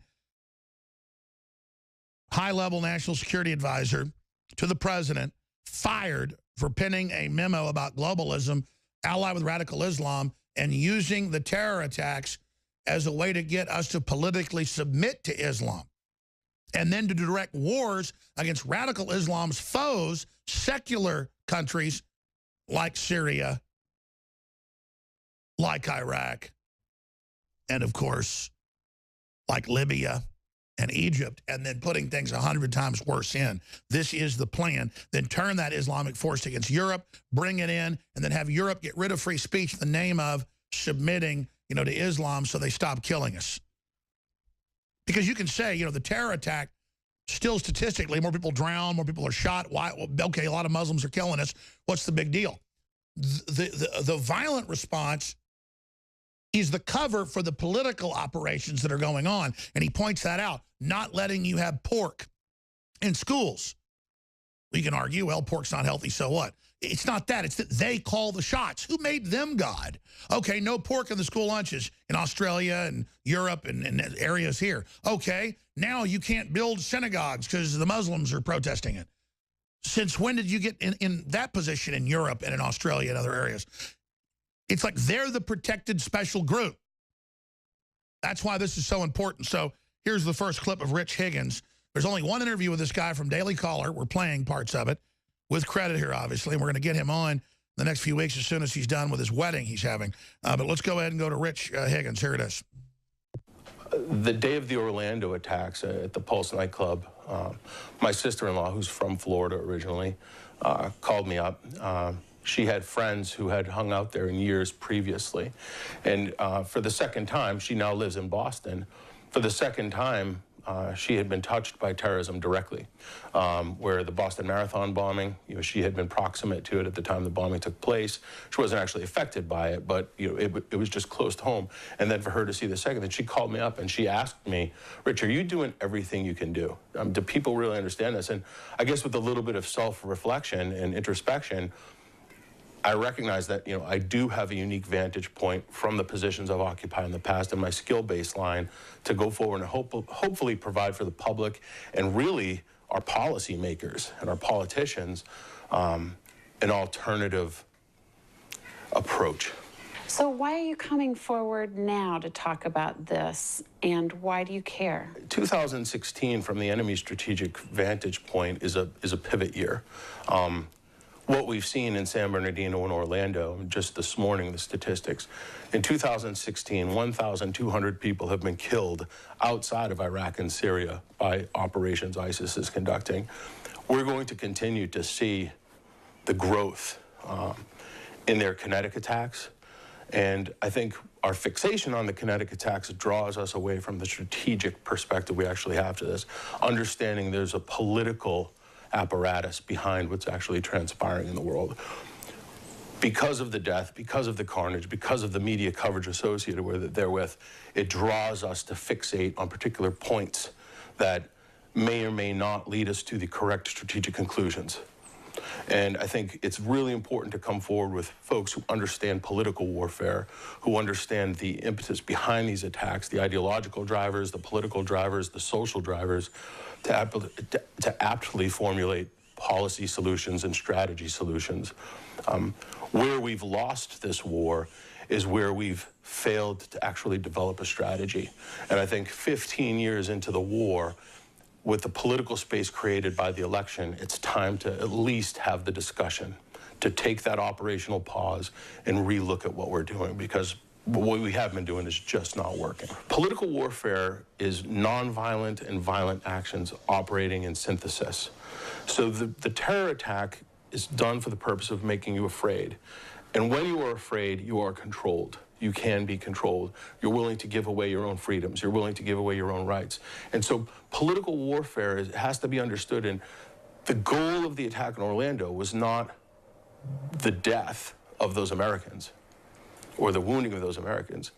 The goal of the attack in Orlando was to put fear into Americans so that you would be willing to give up some of your rights, so that you might be able to to accept limits on free speech, so that you might be willing to limit guns. Again, it's not by accident that those things are targeted. The left, again, enabling, I see the left as almost enabling the enemy in these situations, but they had the secondary purpose there of the political protection. Not everything in the war on terrorism is kinetic. We fixate, we Westerners, I think it has something to do with our affinity for guns and Westerns, and we appreciate that culturally. So when we think about the enemy in the war on terrorism, we think about the guy carrying the AK-47, or we thinking about the guy carrying the suicide bomber vest. We don't think about the subversive who is working at a school that is revising texts or curriculum informing future U.S. government leaders. And it's getting people to understand this threat at the ideological and political level that has been the greatest challenge, I believe, in the war. And see, the Pentagon now understands what the globalists are doing. They bring in radical Muslims, they let them attack, then the police state comes in and takes the general public's rights, but accelerates bringing more Muslims in and says we have to change so they don't attack us anymore. And that's the 1-2 punch, and that's what the EU has officially done, betraying Europe. Advertising open borders, advertising free welfare, giving preferential treatment to the illegal migrants, and then creating this sad story about, oh, they're mainly children when 80+% are military-age men. There's powerful video of North Africans pouring into Europe. You don't see any women, any children. It's wild footage on Infowars.com right now. It's over-the-top footage. Now, joining us is Roger Stone with breaking news on the isolation of the president, the open push for coup d'etat, the launch of his own, a media system called Real News. It has the media freaking out. Roger Stone.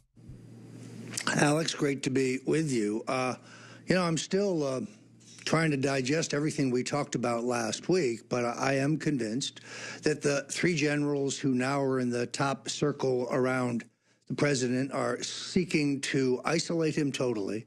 It's a kind of a death march to walk him towards the ultimate execution by Robert Mueller. The president is probably relieved that the chaos that existed under Reince Priebus of the Oval Office being an open door, kind of like the Marx Brothers stateroom scene. I can understand why the president would be relieved, but now we are at a juncture where they seek to cut off old friends, political allies, friends from business, friends from the world of finance, friends from the president's past, and people that he talks to. They are really seeking to tighten the cordon. And by the way, after you reported this last Friday, Kelly was in the news that evening saying, I control everyone that gets to see him, even his family. Let's discuss what this isolation means straight ahead, because if they bring Trump down, folks, they're going after everybody. Understand, they know we're winning. Culturally, they want to bring in authoritarianism. Let's talk about how we stop them straight ahead.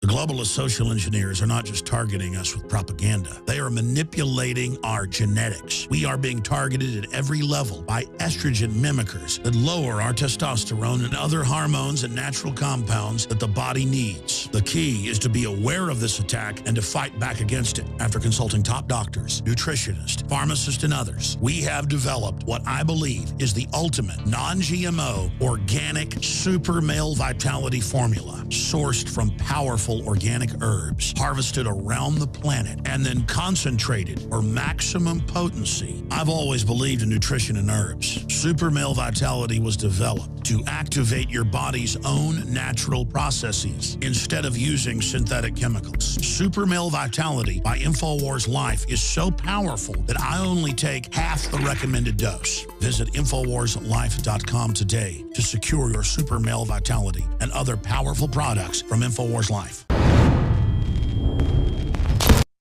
Ladies and gentlemen, we've got big breaking news. I know last week the DOJ said they were looking at releasing emails that they had said did not previously exist under Loretta Lynch's tenure. Remember, she said there's no emails between me and the Clintons, no discussions of anything.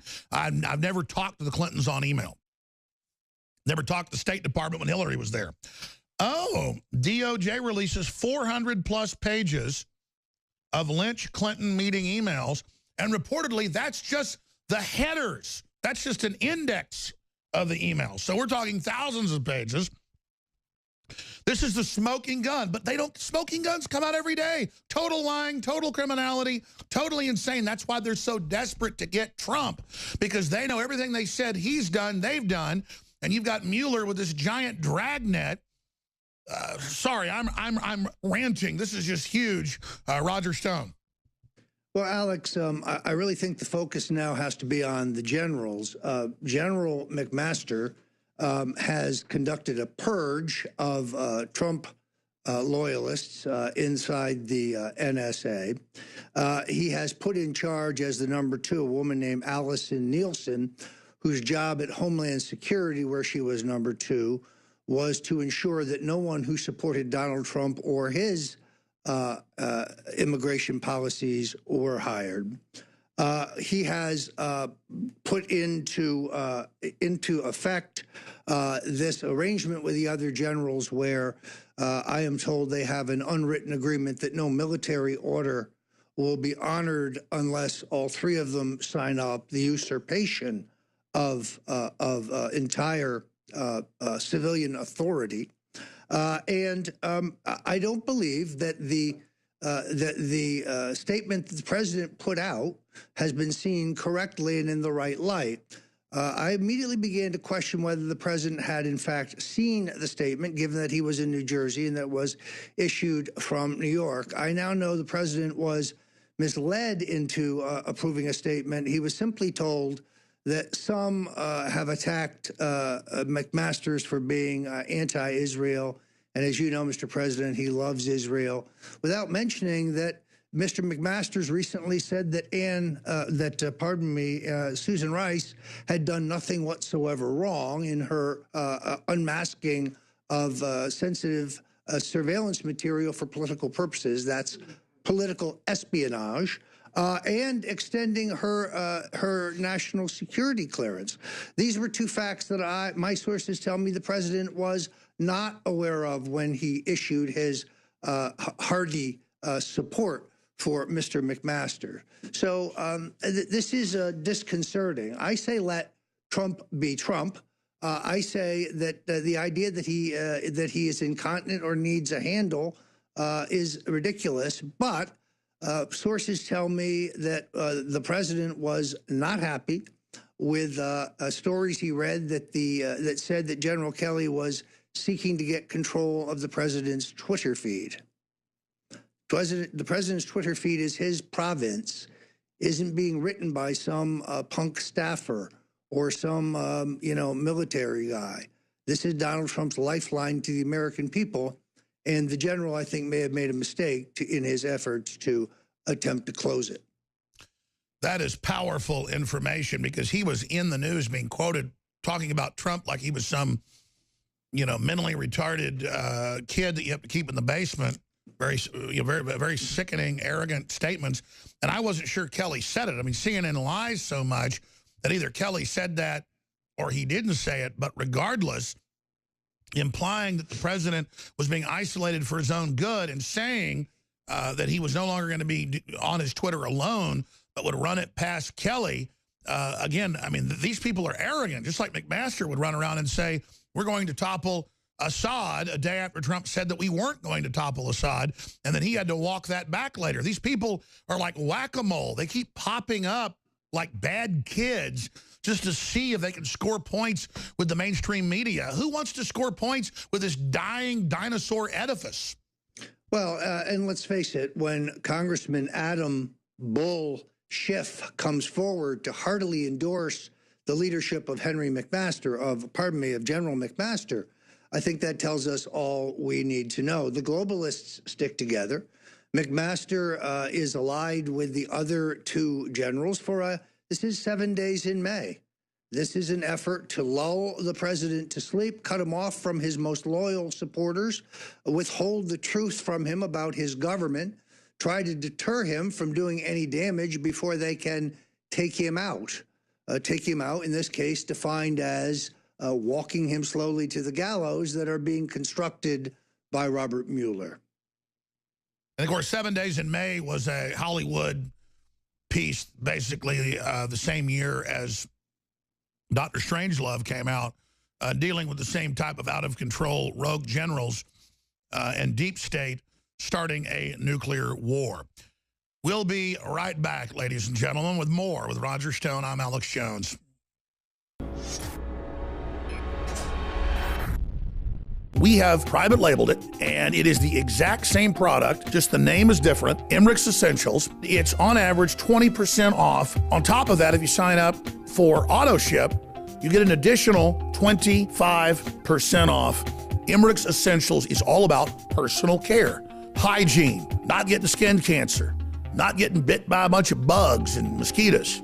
It's all there. InfoWarsLife.com, InfoWarsStore.com, and you'll find Emmerich's Essentials.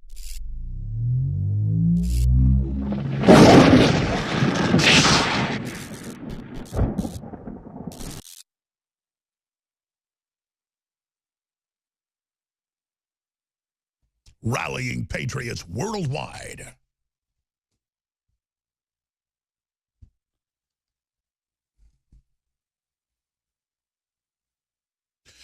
Now, I don't watch a great deal of Fox. When I'm on the elliptical in the morning, usually 30 minutes, I'll watch a little bit of that. Then I'll listen to music when I'm lifting weights for another 30, 45 minutes. And then we have monitors on basically in 5 different areas of the office that have CNN, MSNBC, C-SPAN, Fox, and we kind of monitor it. But every time I turn Fox on, if it's not Sean Hannity or Tucker Carlson, they are just backhanded attacking the president. Oh, he's lazy, he didn't get anything done. Oh, but it doesn't matter. He just says, you know, he hates the media. He's a one-trick pony. Ha, ha, ha. It's bad. And you can see the people do not like what they're saying. They do not like the talking points they've been given because it's suiciding the ratings. Now, we first reported back in July they were going to get rid of Roger Ailes in a coup. The brothers were, because they want to sell Sky News for $40-something billion.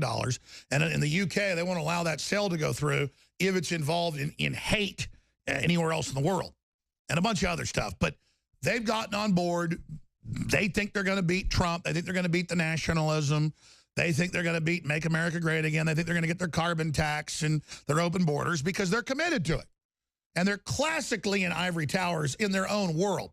You read Ministry of Defense, Pentagon analysis, others, they say populism's going to take over, Renaissance is going to explode back, but then there's going to be big wars because of AI, overpopulation. There is overpopulation in many areas of the world because we've not allowed clean industry to come in. Currently, we're overpopulated in the many areas, and it's just going to be just an absolute bloodbath. So we're going to defeat modern globalism and the plan of David Rockefeller and the UN and their family and this, you know, this corporate idea to loot everybody. But we're still left with a bunch of problems. It's not like we're offering some utopia. And so Roger Stone is our guest. He brought a clip to my attention of this pundit on Fox News saying, oh, well, Kelly's real measure will be, can he stop Alex Jones's information from getting the president? Because, see, they've gone from, oh, look, the president's crazy, he gets Alex Jones's info, to trying to ignore that and just hope it goes away.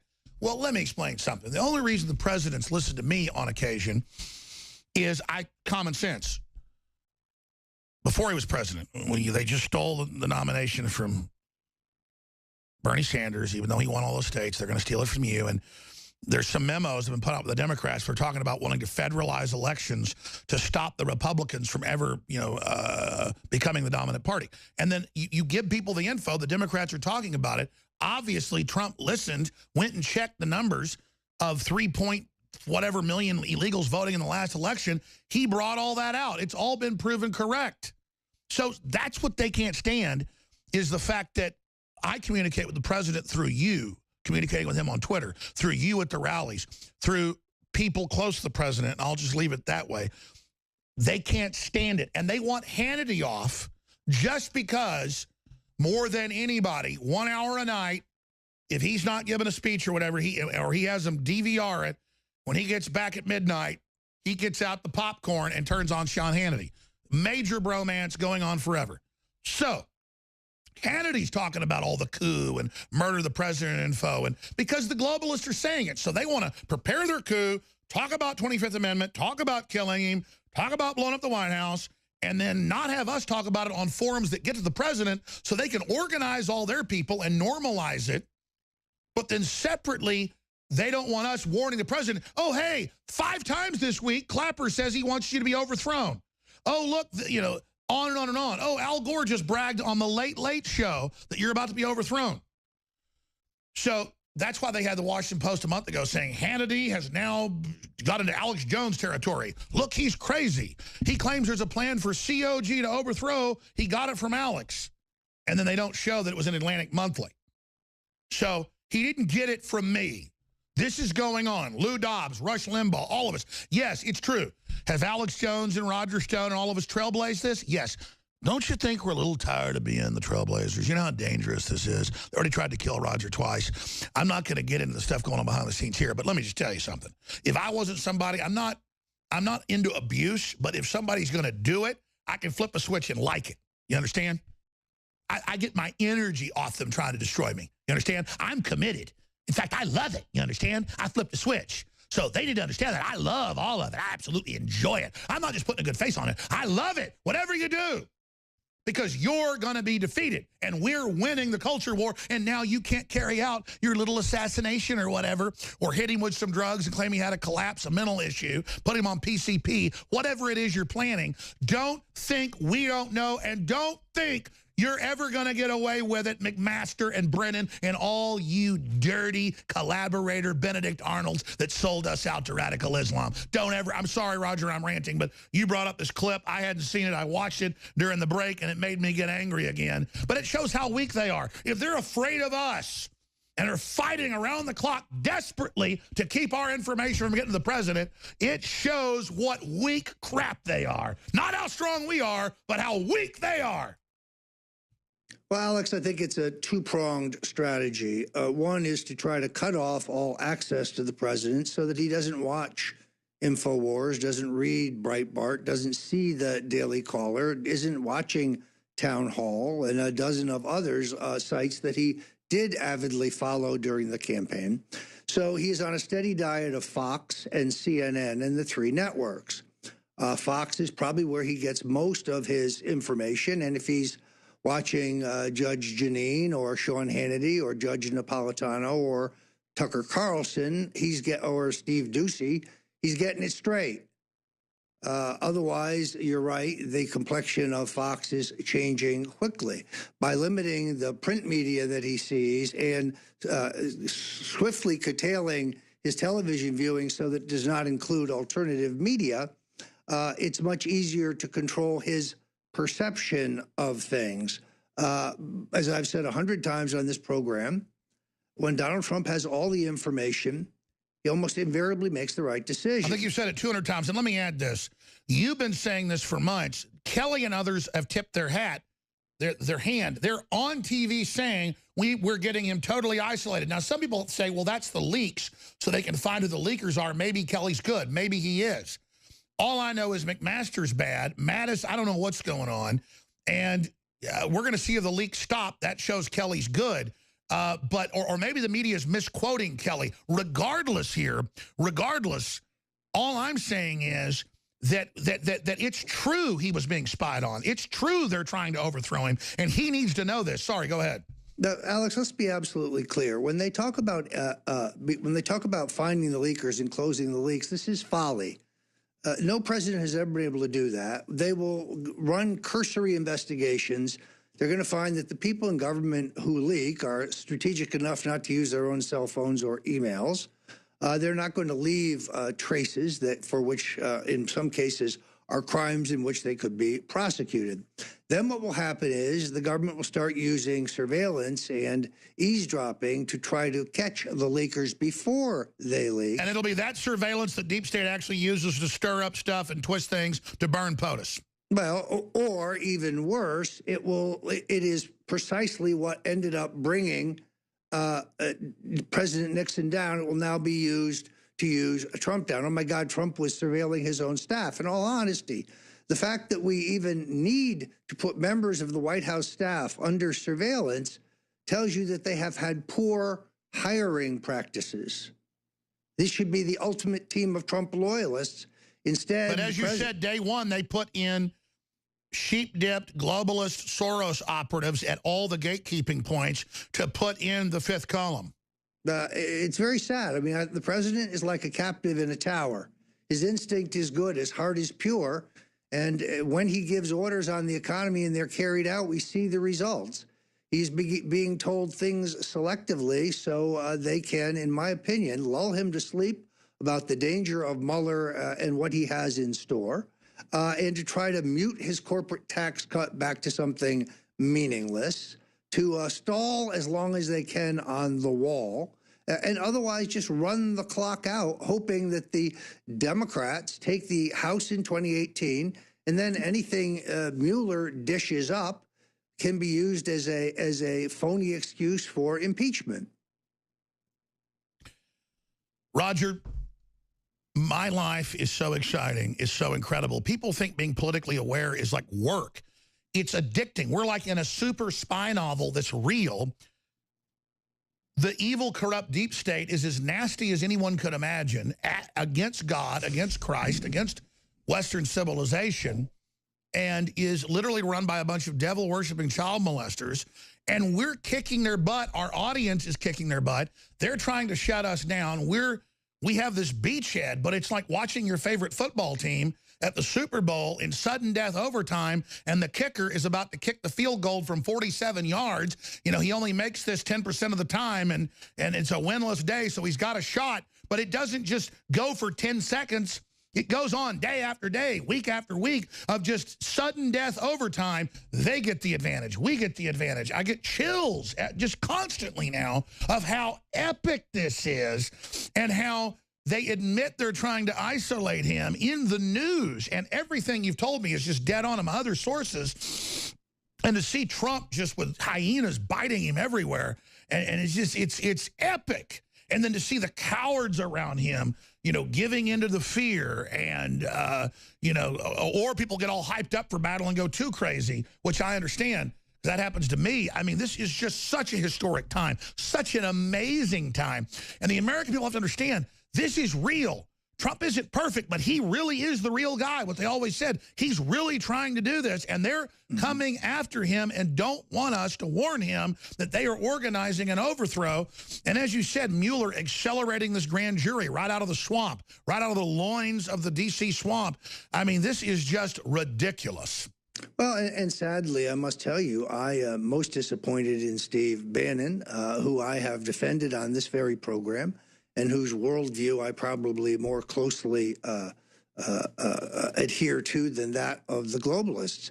There have been many occasions in which Steve has not stepped up, but in this case, I think he has thrown his lot in with the generals.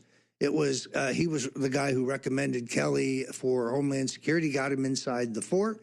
He helped undermine Trump loyalist Anthony Scaramucci. We know that he called Drudge last week and asked him not to post the stories regarding McMaster defending Susan Rice, saying she had done nothing wrong when she was engaged in illegal political espionage. Wow, that's quite a claim. I didn't know about that. I'm not saying you're making this up. How do you, I mean, you were told that he called Drudge last week? Yes, I have that on a very good authority. I also, I think it is unfortunate because evidently Brother Bannon does not understand that the deep state will eat him last. Well, let's explain this. Let's explain this because the media spends that, oh, McMaster, between the Young Turks, CNN, the whole Soros thing, defending him like he's Jesus Christ, returned to earth in the second coming on a silver platter, the little baby McMaster, little golden, you know, creature, President McMaster. And then you look at it and you pull back from it. It isn't just that, oh, it's normal to give a former national security advisor a clearance so you can talk to them. No, he's defending her, saying the illegal spying, saying the unmasking, saying spying on the president, candidate, his family, all of this illegal crap is okay. He's there literally, publicly massaging one of the great enemies.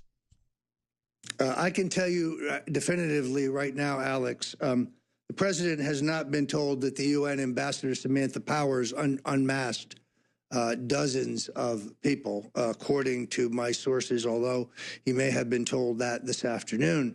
It's a perfect example of the kind of information the president needs to have, and here is why. The finding of the FISA court at the end of Obama's term proves definitively and without dispute that the NSA under Barack Obama, working with the FBI, conducted unconstitutional, illegal surveillance of as many as 30,000 people for political reasons, and this information was later used in some of the unmasking that we speak of. And Sean Hannity says if it comes out he was being surveilled, they've leaked the evidence that I and Michael Savage and others were, including Trump, including his private number, you know, there at his resort. I mean, these are real numbers, folks. So Hannity threatens the lawsuit of Obama administration to unmask him. Go ahead. And it is absolutely true, Alex, that your phone calls with the president were monitored, or then candidate were monitored. My phone calls with him were monitored. I assume that our phone calls after he became president were monitored. There's no probable cause here. You know, I received this week, I accepted service in the phony lawsuit where Obama is suing me, Obama and the Obamaites, with this fake claim yet again that I somehow colluded with the Russians.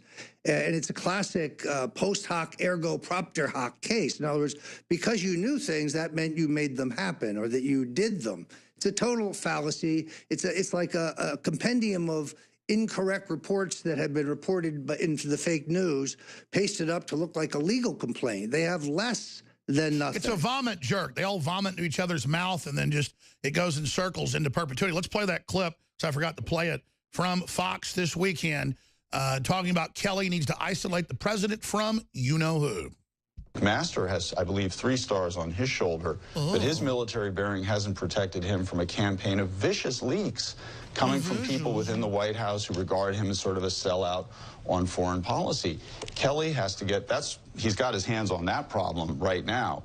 And I think a lot of people inside the staff are looking to see if he can really get control of it. Because if he can, well, then I think he'll have established his authority and people will do what he says. But if somehow people find ways to work around even John Kelly, if the back channeling directly to the president and sending him memos that, reflect the latest Alex Jones conspiracy theory continues, then I think Kelly still has a problem on his hands. And so I love it. Conspiracy theories, like everything you're doing. Oh, Mr. President, here's 5 articles where they're saying they're going to kill you. Yes, sir. Here's articles where they're going to federalize the election and steal it from you. Trump comes out and says, don't federalize it. And then Obama runs out and says, that's made up by Jones. Turns out he had the executive order ready and still signed it, but after. See, they're pissed because we're exposing them. And so the litmus test is stop Alex Jones info. Well, if it's just a bunch of bull, what's the problem, Roger? Alex, this is funny. I wonder who they could possibly have been speaking about when they talked about memos containing Alex Jones conspiracy theories. Look, all hell will break loose the first time Donald Trump finds out something that he should have been told and wasn't, and it has a negative ramification. I've known him 40 years. He's a midnight dialer, better than Lyndon Johnson when and it let's comes say to this, phone. as they try to keep him from more information, what's that make him do? I think it'll make him seek some information. Don't get me wrong. In the short term, I think he's going to enjoy the additional time that he has on his hands, which something that Reince Priebus never budgeted into the schedule. This story in Newsweek that he is not a hard worker, that he sits all day in a Barca lounger eating Cheetos and watching television is a lie. He's one of the hardest working. Wait a minute. Newsweek lies? Come on. I think they never even told the truth. They are news fake or fake week. Thank you, Roger. We got key stuff coming up, folks.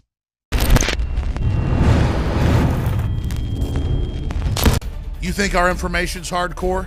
You think our focus is brutal? Try our nutraceuticals. Try our supplements. We've taken Brain Force and made it Brain Force Plus. Now with 20% more in the bottle and an even more hardcore formula. You owe it to yourself to get these products. They really have worked for myself, my family. They have 5-star reviews by the thousands. Secure your Brain Force Plus today at InfoWarsLife.com. Now 20% stronger. Again, InfoWarsLife.com. If you are receiving this transmission, you are the resistance. They can't believe that we just don't go, oh, you're the power. Let me sell out immediately. They came to me and offered me $1 million almost 20 years ago and couldn't believe when I didn't take it. Then it was $3 million. Then it was $10 million. And they said, it was like major executives. This is all off record, of course. I can get into the names, but it was like, we'll give you $10 million. And they're like, we don't get paid that. And they were getting really mad. I just said, not going to happen, bro. You're not going to control me. I'm going to say what I want. And now, look where we are thanks to you. And we're hiring more people and more crew and launching more shows this month. In just a few weeks, we launched David Knight's program, Real News with David Knight. By the way, I announced that weeks ago. Trump's news show is called Real News. And because that's just what it is. I mean, it's not that we're plagiarizing each other. It's just we're synced up. Vulcan mind meld. Live long and prosper. Defeat the pedophile networks. Crush the globalist. Return the republic. Return the republic. Return what you have stolen. You are in great danger, globalist. Ha ha. Yes, we have the political will, the Excalibur of information warfare, and we're going in. We're in now. We're going through, and we're going beyond. Whether we escape on the other side or whether we're smashed into stardust. And through the fulcrum, we're going beyond. 4th hour, key information straight ahead. Have you spread the link today? Infowars.com, a lot of big breaking news I haven't even gotten to yet. on Infowars.com. This is the Infowar. In ancient times, man roamed the earth in a constant state of hunting or being hunted. Introducing Caveman, where cutting-edge science meets ancient super nutrients. Secure your bottle right now at InfoWarsStore.com.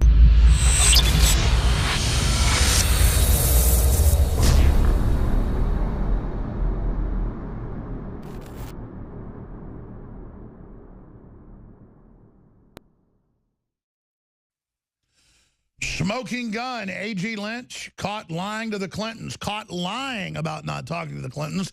DOJ releases 400 pages of Lynch-Clinton emails after Comey's FBI said they didn't exist, no communications. Massive perjury to Congress, massive fraud, massive crime, red flag, smoking gun, hand in the cookie jar. Beyond the tarmac meeting. But don't worry, Mueller's running along like a good little demon. Good demon. Good demon. There with his little swamp thing secret grand jury. I mean, they had to get a grand jury out of the District of Criminals. Hilarious. But a lot of folks are drawing parallels to 7 Days in May, that a film Kennedy wanted made from a novel. Of course, he never lived to see the film made. It has parallels to Trump today. Here is the trailer from 7 Days in May. You are soon. Suggesting, Mr. President, there's a military plot to take over the government. This may occur sometime this coming Sunday. There are some who will say it can never happen here. But this is the story of how it could happen. In 7 days of intrigue, of blackmail, of terror, an eternity of suspense. This is the astounding story of a military plot to overthrow the government of the United States, which, if successful, would change the fate of every American.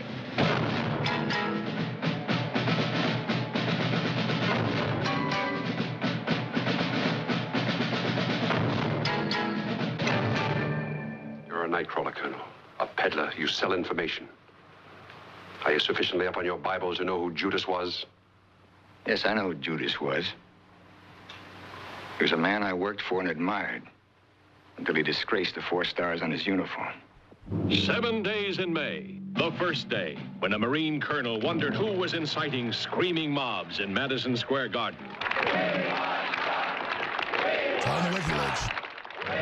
The second day that uncovered secret meetings in Washington's back alleys. The third day when unknown men prepared to kidnap the president from his private vacation resort. The fourth day that brought a secret presidential messenger to death in a plane crash in Spain. The day a senator of the United States was held against his will. The fifth day when a woman found her past being used for blackmail. Look, Ellie, if I could tell you why I I'll had to tell do you this, you'd something. understand. I was a stupid, impressionable female who let an Air Force general use her like his personal airplane. The sixth day, the discovery of a desert base for an airborne task force, kept secret even from the President of the United States.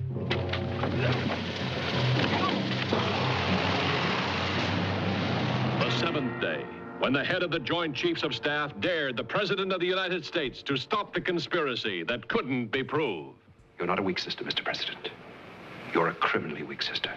You say I've duped the people, General. I built them. I've misled them. I've stripped them naked and made them defenseless. You accuse me of having lost their faith, deliberately and criminally shut my ears to the national voice. I do. Well, where the hell have you heard that voice, General? In freight elevators? In dark alleys? In secret places in the dead of night? How did that voice seep into a locked room full of conspirators? That's not where you hear the voice of the people, General, not in this republic. And I will not resign voluntarily. I'm going to fight you. And then we'll see which one of us the United States is willing to follow. Starring Burt Lancaster, Kirk Douglas. And folks, we are now in that position, and the president's already delivered in 6 months. Their whole criminal power structure is being destroyed. Here's the good news. Even if they kill Trump and kill me, It doesn't matter now. Their whole system's blown wide open. People know it's unelected. They know it's foreign. They know it's globalist. They know it's Islamic. They know it's satanic. They know it's pedophile. And they know it's out to get everybody. And it's anti-prosperity. And so just rejoice that we're having devastating victories right now. But it's going to be a long, hard war. Owen Schroyer suited up, wound up, informed, and ready to go. Spread the word for him online. You are the Infowar, and they can't stop you. What the aging process is when the cell replicates, we lose a little bit of our telomeres. Telomeres are the little cups on the end of our chromosomes. And when it runs out, you start dying. Secure your DNA force today at InfoWarsLife.com. If you are receiving this transmission, you are the resistance. Welcome back to the Alex Jones Show. Crazy times we're living in. You know, I've got this story here. Democrat Governor Jerry Brown says abortion shouldn't be the Democrat Party's litmus test. And you can just stack this story on top of the rest of the stories that is illustrating of how the Democrats are completely falling apart right now. You got Republican governors switching to Democrats. You got the Democrat Party is actually in debt right now. They can't fundraise. You got the DNC fraud lawsuit being waged against the Democrats right now.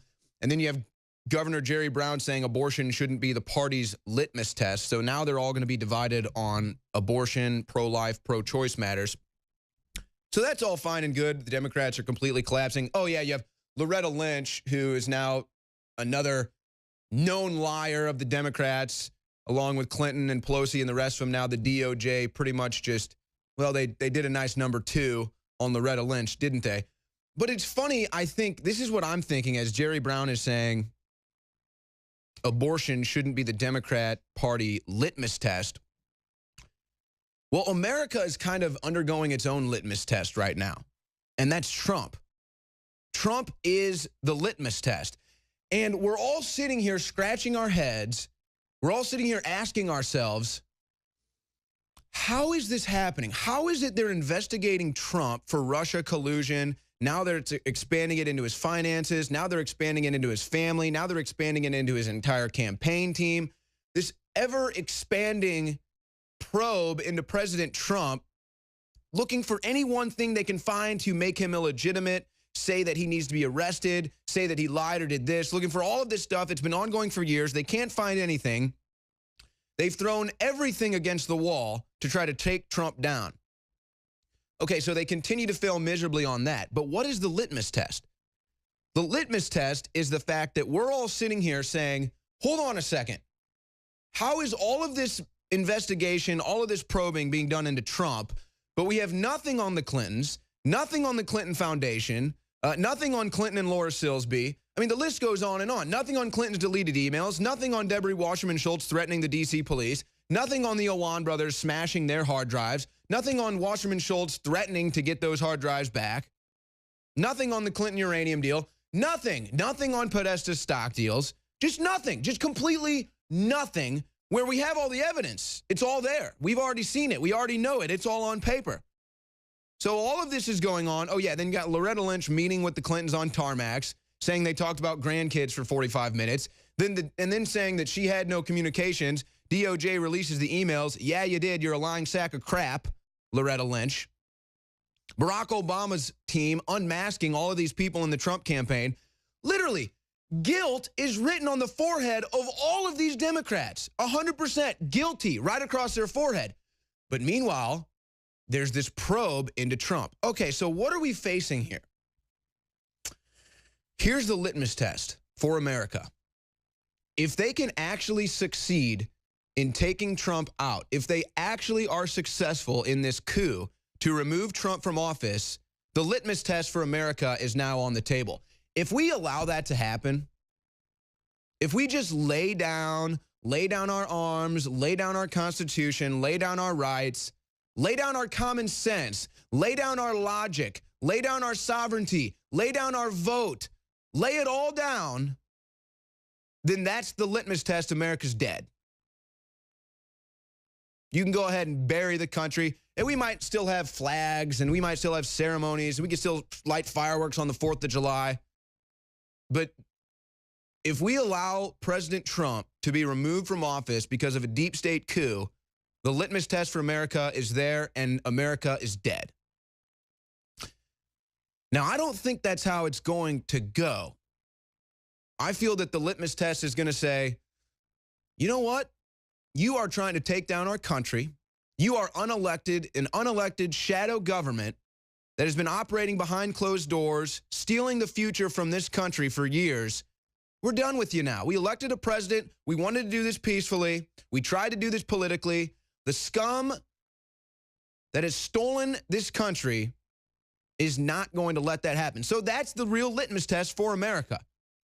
Will America let the deep state coup of Donald Trump happen? Will America sit idly by while this just metastasizing government is just sitting on top of us, selling us to all other buyers, selling us to all large corporations, selling us all over the world, wherever they can find it?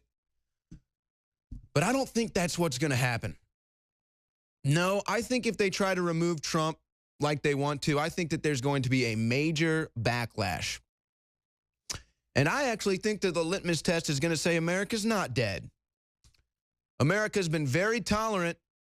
America has been very patient.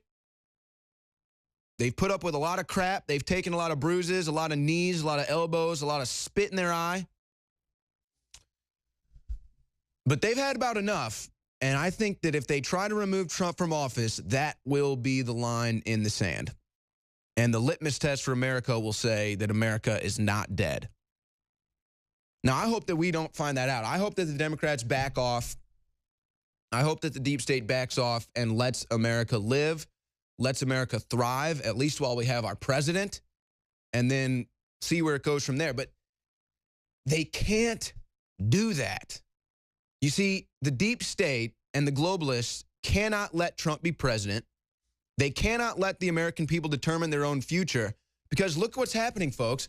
Millions of jobs are being created. People are investing in America again. America is going to be the world power again and kick everyone's ass like they have always done. But the globalists cannot stand that.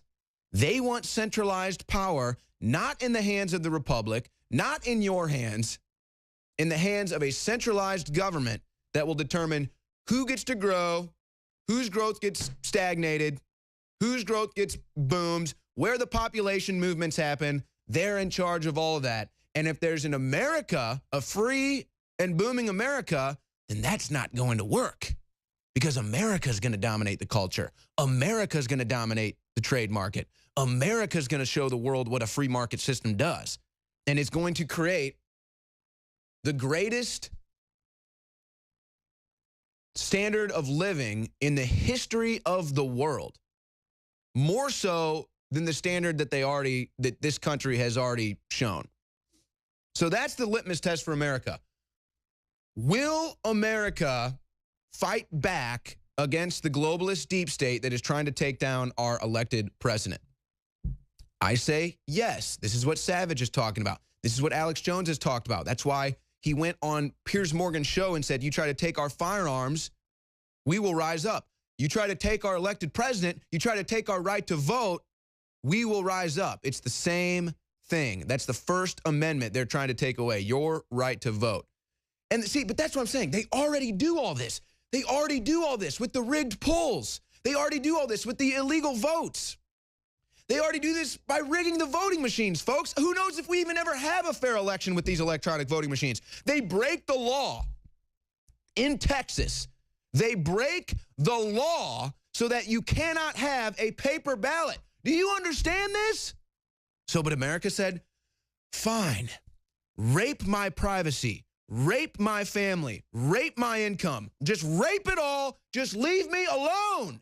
If you just leave me alone, I'll leave you alone. But they're not leaving us alone. They're coming for our guns. They're coming for our president. They want to vaccinate our kids to death. So we've had enough. So you take our president out. You try a deep state coup against President Trump. You're going to see what America really is. And it's so funny to me. I see these polls that say President Trump, a 38% approval rating, 52% say they disapprove of Donald Trump. You know, that's probably most Hollywood, you know, New York, California, these people. Okay. So they're thinking in their minds, we've really got the numbers. We've really got the hearts and minds of America. Look at Trump's low approval rating. Look at how many people don't like Trump. Well, I got news for you. When the rubber meets the road, those 52% of people that say they don't approve of Trump are going to be hiding in their mom's basement, cowering under a table if this country actually decides to fight for its sovereignty again, fight for its future again. So I don't care if you have 70% of people that say they disapprove of Trump. If you try to remove Trump from office, 70% of people that disapprove of Trump are going to be nowhere to be found, and the 30% of people that approve of Trump are going to be in the streets. That's why Julian Assange tweeted out that picture of Venezuela where you have millions of people in Venezuela. Literally, the streets are flooded with people. It's a river of people in the streets trying to remove the communist dictator from power. And Julian Assange tweets this video out and says, this is what's going to happen to America if you remove President Trump from office. Exactly. Exactly. It could be 10%. If 10% approved of Trump, you would still see those 10% fighting for this country and the 90% being jacklegs doing nothing. Because that's what the 90% are. We've exposed these people in the streets. They're nothings. They have no intellect, no knowledge. Just, they're literal nothings. So here's the deal. There's the video of Venezuela, folks. Truly powerful footage. Imagine that in America if they tried to remove President Trump. And that's what it would be. So I want to hear your thoughts on this. Let's take your calls on the other side. 1-877, what's the number? Can you put the number up on the screen for me, guys, here? We don't have a number in here.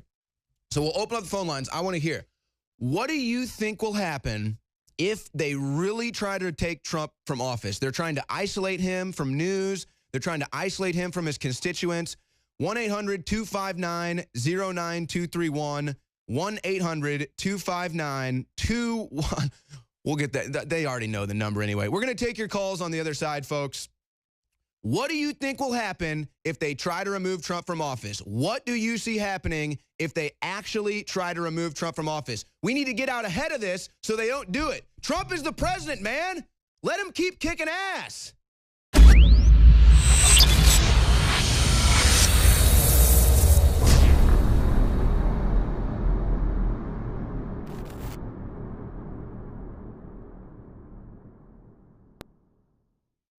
Since the time of Hippocrates, the father of modern Western medicine, in 420 BC, the ancients have marveled at the power of whey protein from milk and cheese. That's why I'm so proud to announce the latest addition to the Infowars Life family, True Whey Protein from Infowars Life. It's produced right here in the United States of America under the strictest high-quality organic conditions. Our True Whey Protein from Infowars Life contains a whopping 20 grams of protein per serving.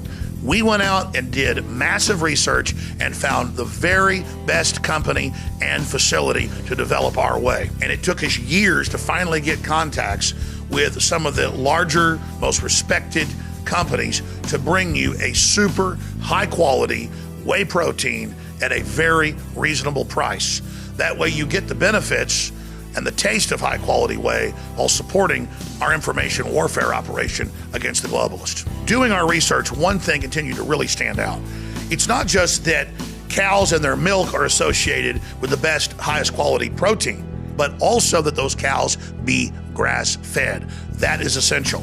And all of this whey protein comes from grass-fed happy cows. This is the very best way that we were able to bring to market. Please try it for yourself and tell us what you think. Again, thank you so much for all your support. It is True Whey from InfoWarsLife.com. If you are receiving this transmission, you are the resistance. Whichever way, however they can, whatever they choose, if they remove Trump from office, what do you think would happen? Let's go to Stephen in Florida. Stephen, what do you think would happen if they remove Trump from office? Yeah, hey, Owen. Well, first of all, I want to say this, and I hope you'll get this information to Alex. I tweeted this to him, and this ties in with what you're asking about Trump. You guys need to look into the background of Rodney Howard Brown, the so-called pastor from South Africa. That guy is as phony as a $3 bill. He had it. All right, well, that's a separate issue right now. I don't know anything about that. I'm not talking about the pastor. I want to ask you what happens if Trump removes from office. So if you want to answer that question, please do. If not, we're going to move on. Well, here's what I say. I've been trying to get tweets through to all the people, out there on Twitter and post on Facebook warning people about what McMaster and Mueller and these guys are doing. I take this very seriously. I really think they're going to try and kill him and his family, just like the Bolsheviks did with the czars. And so the thing is that here's what I believe. Number one, Trump's got so much of a base, and it's more than 50%. I don't care what the media says; they're lying. Yeah, who's taking these polls anyway? It's the same thing like Mark Zuckerberg thinks he has a chance to be president. He doesn't realize, hey, bro, people that vote aren't all on Facebook. There's a whole class of millions of people that aren't on your stupid Facebook, bro. Sorry, go ahead. No, something's going to break here. The dam's going to break, and it's going to overflow them. And here's the main thing I want to say. The Bible says that the Most High rules in the kingdom of men and gives it to whomsoever he will. God put Donald Trump in the White House, so they're going to get more than backlash from the American people. Yeah, you're absolutely right. And here's the other thing, too. Because Trump has a big family and such a big base, they're not going to be able to get away with this. And here's the thing. Regardless, the whole thing, whatever you think about Pastor Brown, the point is they're saying this. They're all saying it. Brennan, Clapper, Gore, they're all saying remove Trump from office. They're saying it all over the news. CNN has Kathy Griffin with a beheaded ISIS head. So, of course, they're saying it. We'll be right back with more of your calls.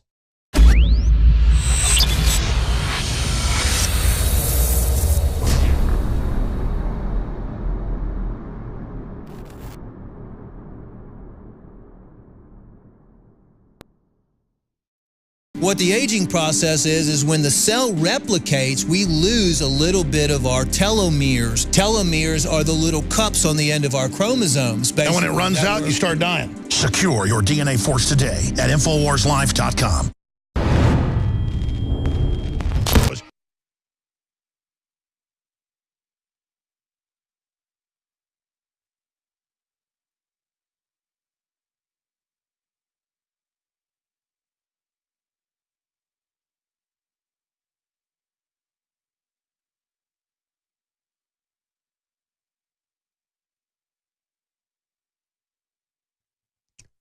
Is there any doubt McMaster's is working against the American people?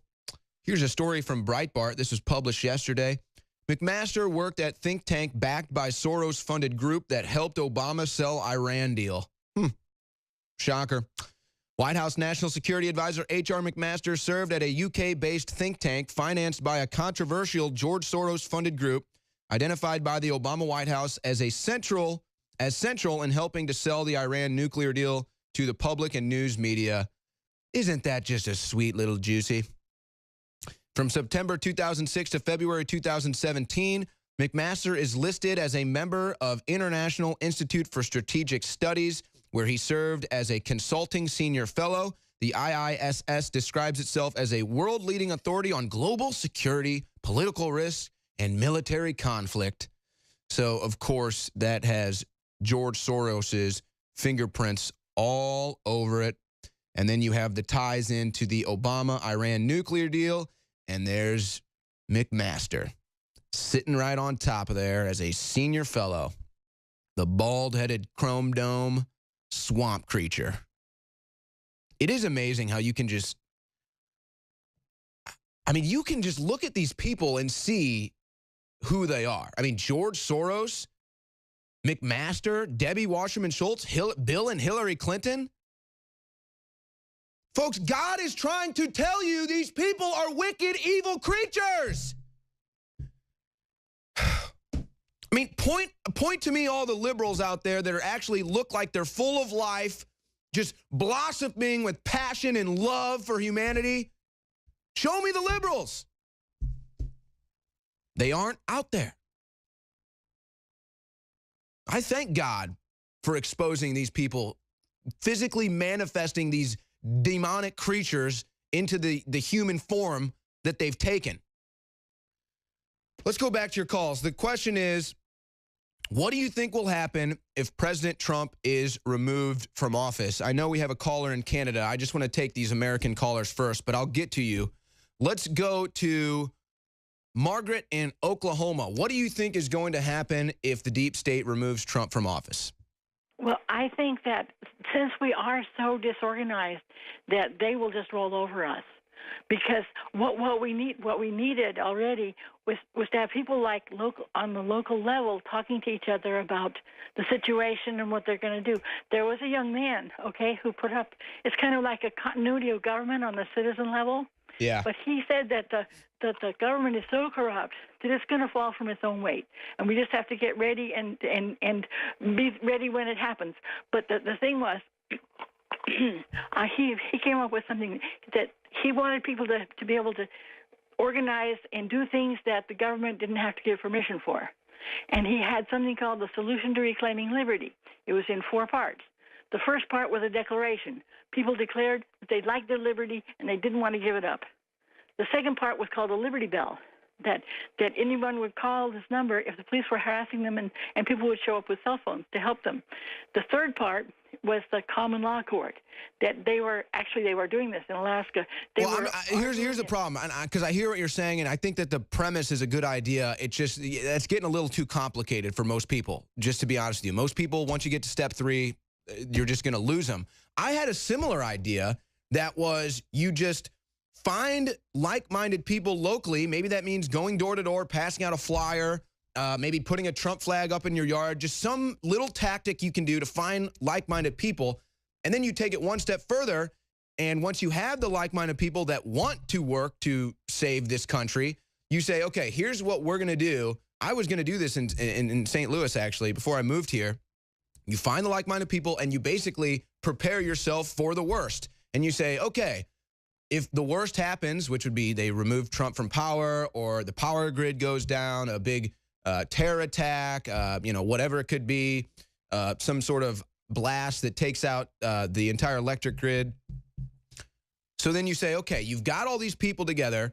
You're responsible for ammo. You're responsible for firearms. You're responsible for food. You're responsible for water. You're responsible for mapping out where we need to go. You're responsible for shelter. You're responsible for this. You're responsible for seats. So then you kind of create your little emergency community. I don't know if that's exactly what you were talking about, but that's kind of, I feel like, what you were talking about. And the point you're making is that Americans are, for the most part, individualists. We take care of ourselves. We take care of our families. We take care of our own property. And we don't really bother you. We don't really get involved with your business. We don't really want to bother you. We don't want to get involved with your business. You live your life how you want to live your life. I'll live my life how I want to live my life. True Americana liberalism. But because of that, as you said, perhaps we're not the most prepared for a disaster because we're always living our own lives. So I'm not sure if that's a proper response, but what are your thoughts on that before we take another call? I think the thing is that we don't stand up for our people. We aren't helping the people we need to be helping now, like the Bundys, for instance, and Schaefer Cox, who's the one that came up with that Solution to Reclaiming Liberty. They made up a story against him, and railroaded it through the jury and gave him 26 years. Otherwise, he's sitting in a CMU prison now, and he has an appeal date on August the 16th, and we hope they'll let him go.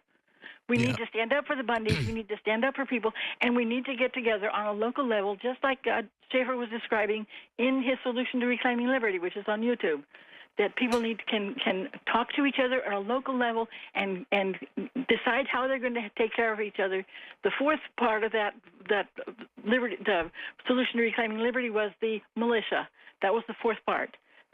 People need to do what they can do to. Yeah, and I'm pretty sure that's eventually what landed him in jail was the militia stuff, if I recall correctly, with Schaefer Cox. Hello, am I still on? Yeah, I believe it was the militia stuff and the stuff he wanted to organize with the Second Amendment that wound up Schaefer Cox in prison. Oh, no, they made it all up. It was because of his Solution to Reclaiming Liberty. They made it totally illegal. The trial was illegal. And it's just another, it's the same thing. I don't know. Look, it's sad. I want justice for Schaefer Cox. I don't want the Bundys to have their land stolen. I don't want an Amish farmer who makes a product in his backyard to get hit with some regulation suit and then end up in jail for the rest of his life, a grandfather. This is the type of garbage that liberal judges and I don't know what to do. Again, it's like how can I take care of everything? How can we be here in Austin and try to take care of every case? You just got to mobilize locally, and I guess that's what Margaret is saying. It sucks. I wish I could do more for Schaefer Cox. I wish I could do more for the Bundys. You know, but here we are trying to keep Trump from getting ousted from office, our elected president. Yeah, it's all crazy. It's literally just a cyclone of madness here in America. Thank you for the call, Margaret. Let's go to John in Wisconsin. What do you think would happen if Trump is removed from office? Go ahead, John. Well, first of all, I want to say about Margaret and all this stuff. There was a lawgiver that was suggesting that they put a whatchamacallit out for a vote to eliminate the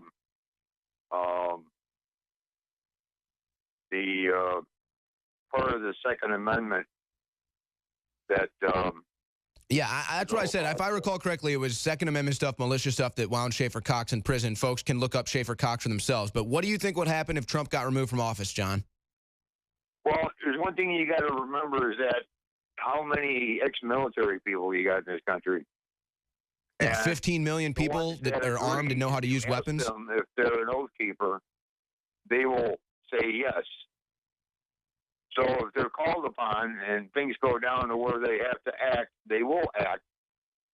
And the perpetrators will be rounded up and neutralized. And they just don't get it. I think they think they're above it. They've been wanting this country to collapse. They can destroy a nation state and destroy the concept of countries being sovereign with big international conglomerates and big international companies and industries and everything. You know, that's an old story.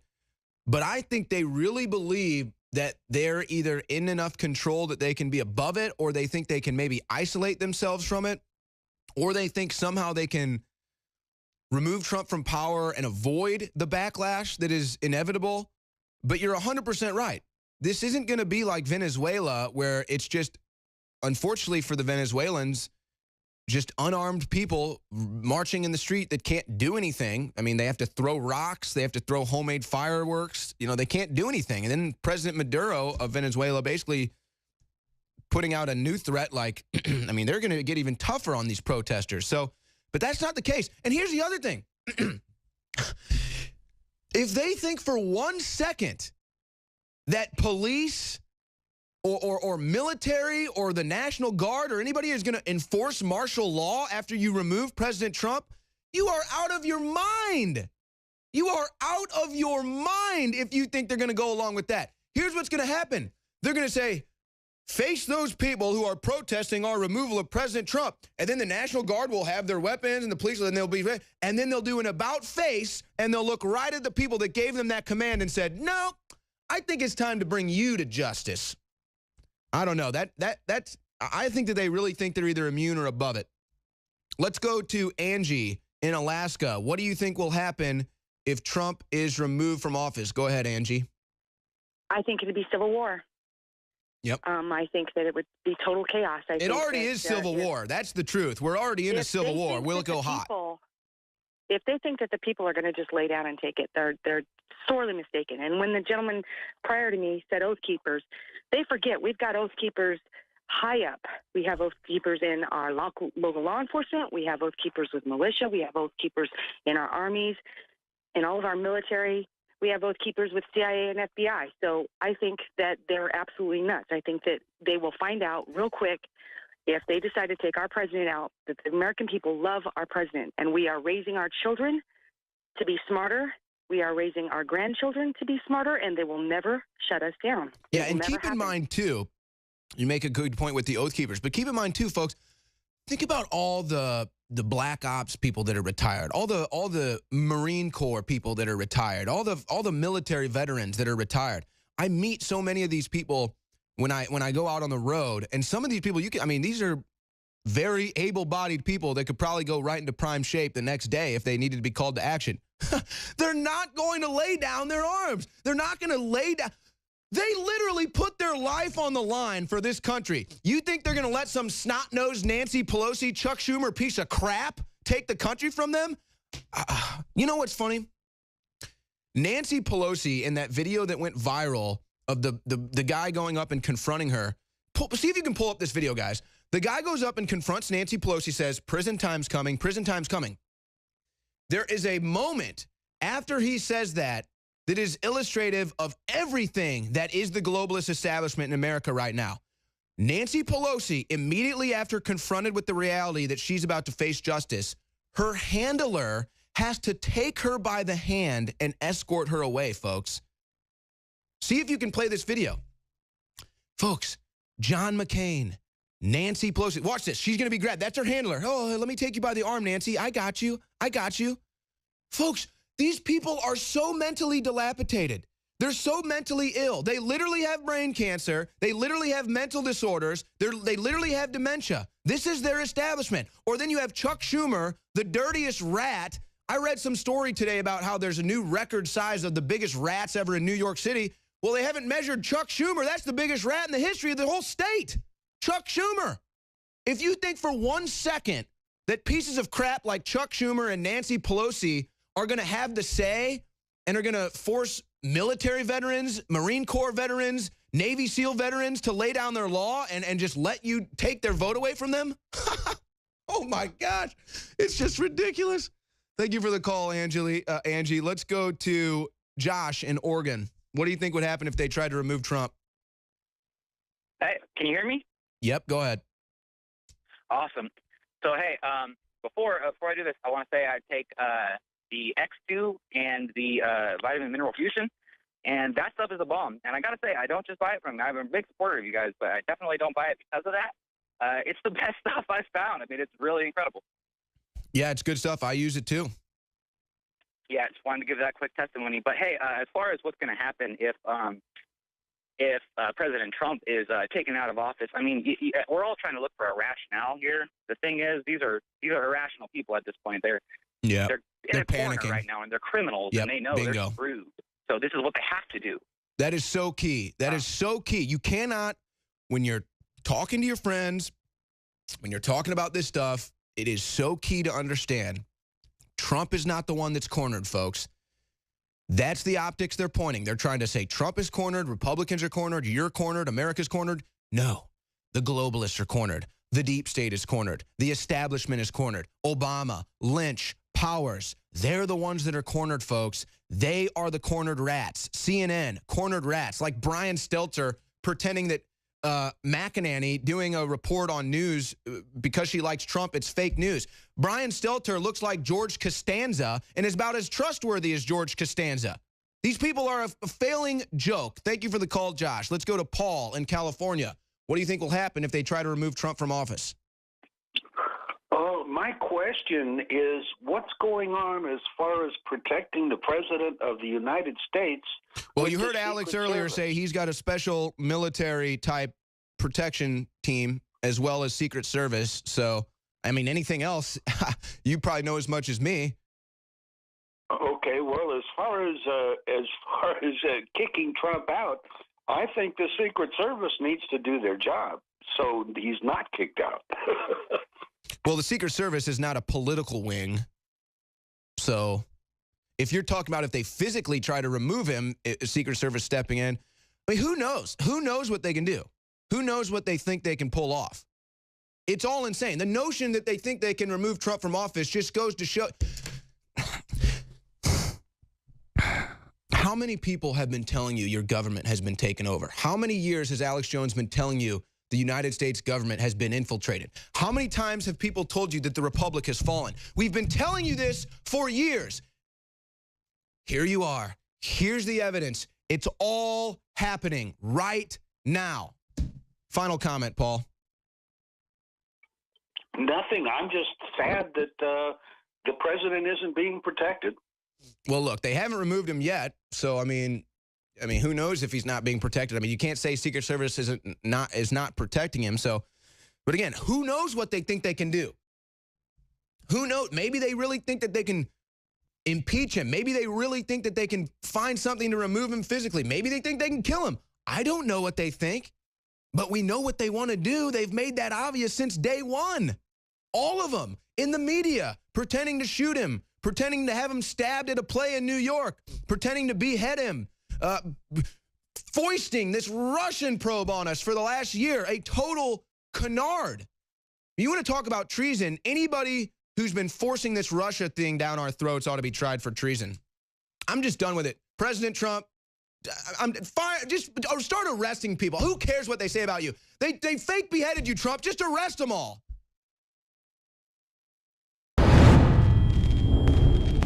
Survival Shield X2 Nascent Iodine. If you're interested in healthy thyroid, if you're interested in well-being, if you're interested in having a higher IQ, which this has been linked to, get your powerful Survival Shield X2 at InfoWarsStore.com.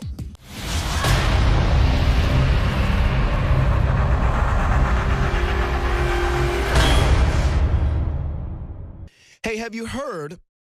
We knew this was coming, but now you've got the cities fighting back against President Trump trying to cut funding to sanctuary cities. So let's look at Chicago with Rahm Emanuel. Chicago is now thinking about suing the federal government over the threat to cut their federal funding. This is hilarious, folks. This is the Democrat Party. This is the liberals in a nutshell. You need look no further than this story right here. What are the entrails of this story? So the federal government says, we're going to cut your funding. We're going to cut your federal funding if you're here taking care of non-citizens. See, we have this crazy new idea of putting America first in America.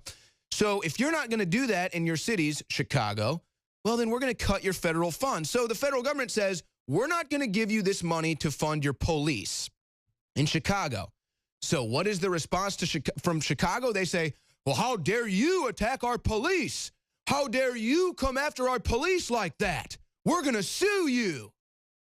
No, folks, you know what this is? This is Rahm Emanuel. This is the Democrat establishment in Chicago putting non-citizens above police. That's what this is. They would rather sue the federal government than have their police officers taken care of. This is the same city that has no gun policies, strict gun laws, over 400 homicides this year. So you want to look at how liberals' priorities rank and what happens in liberal cities? Look no further than Chicago, where they put non-citizens, non-Americans, illegal non-citizens, lawbreakers above police officers. A city where they continue to crack down with gun legislation, yet have multiple homicides every weekend. So that's nice. Good for you, Rahm Emanuel. Glad to know where you stand. Non-citizens are more important than police officers in Chicago. You know what I would do if I was Chicago police? You know, this is what we need to start happening, folks. The police union or whoever it is for the Chicago police needs to take a stand now and need to say, you know what, Rahm Emanuel? You could get the funding if you would quit funding the non-citizens, but because you won't, we're not going to provide security for you anymore.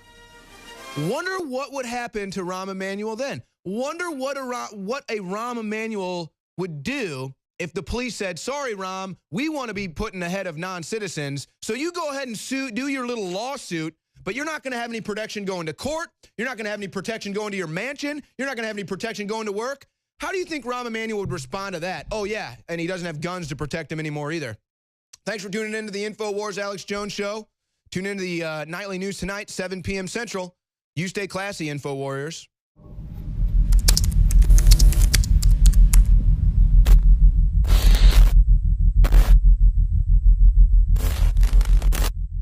This is one of the biggest secrets out there. The missing link of why our ancestors, whether you were in Africa or ancient Albion, which is England today, why our ancestors were so much stronger. I mean, there are huge archaeological reports, all sorts of anthropology studies, you can look them up for yourself, that show that humans, just an average farmer of 10,000 years ago in England, was stronger than Olympic athletes today. In the final equation, everyone knows our modern society has lost its vitality. The sperm counts are down like 90%. People are falling apart. They're totally depressed. They're unhappy. What is going on? Every ancient culture was obsessed with what I'm about to reveal to you. Today we call it bone broth, and for thousands of years our ancestors enjoyed its benefits before it became lost to our modern diets of processed junk. That's why I'm so excited to announce the product that is undoubtedly the jewel in the crown of Infowars Life products. Caveman. We lost our vitality because we just ignored the ancient traditions. Everyone knew that you used all the parts of the animal. You used the skin to cover yourself or for shelter. You used the meat for sustenance, the fat for cooking, but you used the bones for strength. We are now introducing Caveman by InfoWarsLife.com, the ultimate in true paleo nutrition with bone broth, turmeric root, chaga mushroom, and 7 total primal superfoods in a single great-tasting formula. The bone is so amazing. From the outside structure full of minerals and key cofactors to the marrow that produces the blood for the body. This is the engine of the life essence. I've made a lot of important points here, but this is the one you need to research for yourself because it's so key. High-quality bone broth helps support healthy muscles and connective tissue, while the active compounds in turmeric do battle on the cellular level and help fight free radicals. And collagen is essential to aid healthy tendons, ligaments, and muscle tissue. This is an absolute win-win. You get an amazing product produced right here in America. You support InfoWars and all we're doing to promote freedom and the restoration of our republic and promotion of freedom worldwide. The journey towards better health and giving our bodies these amazing compounds that God created starts at InfoWarsLife.com. 3 years in the making, incredible research, and the very best ingredients. I'm Alex Jones, and I may not be a caveman, but compared to these trendies out there in the street, I'm as close as it gets. Join me at InfoWarsLife.com and get your caveman formula today.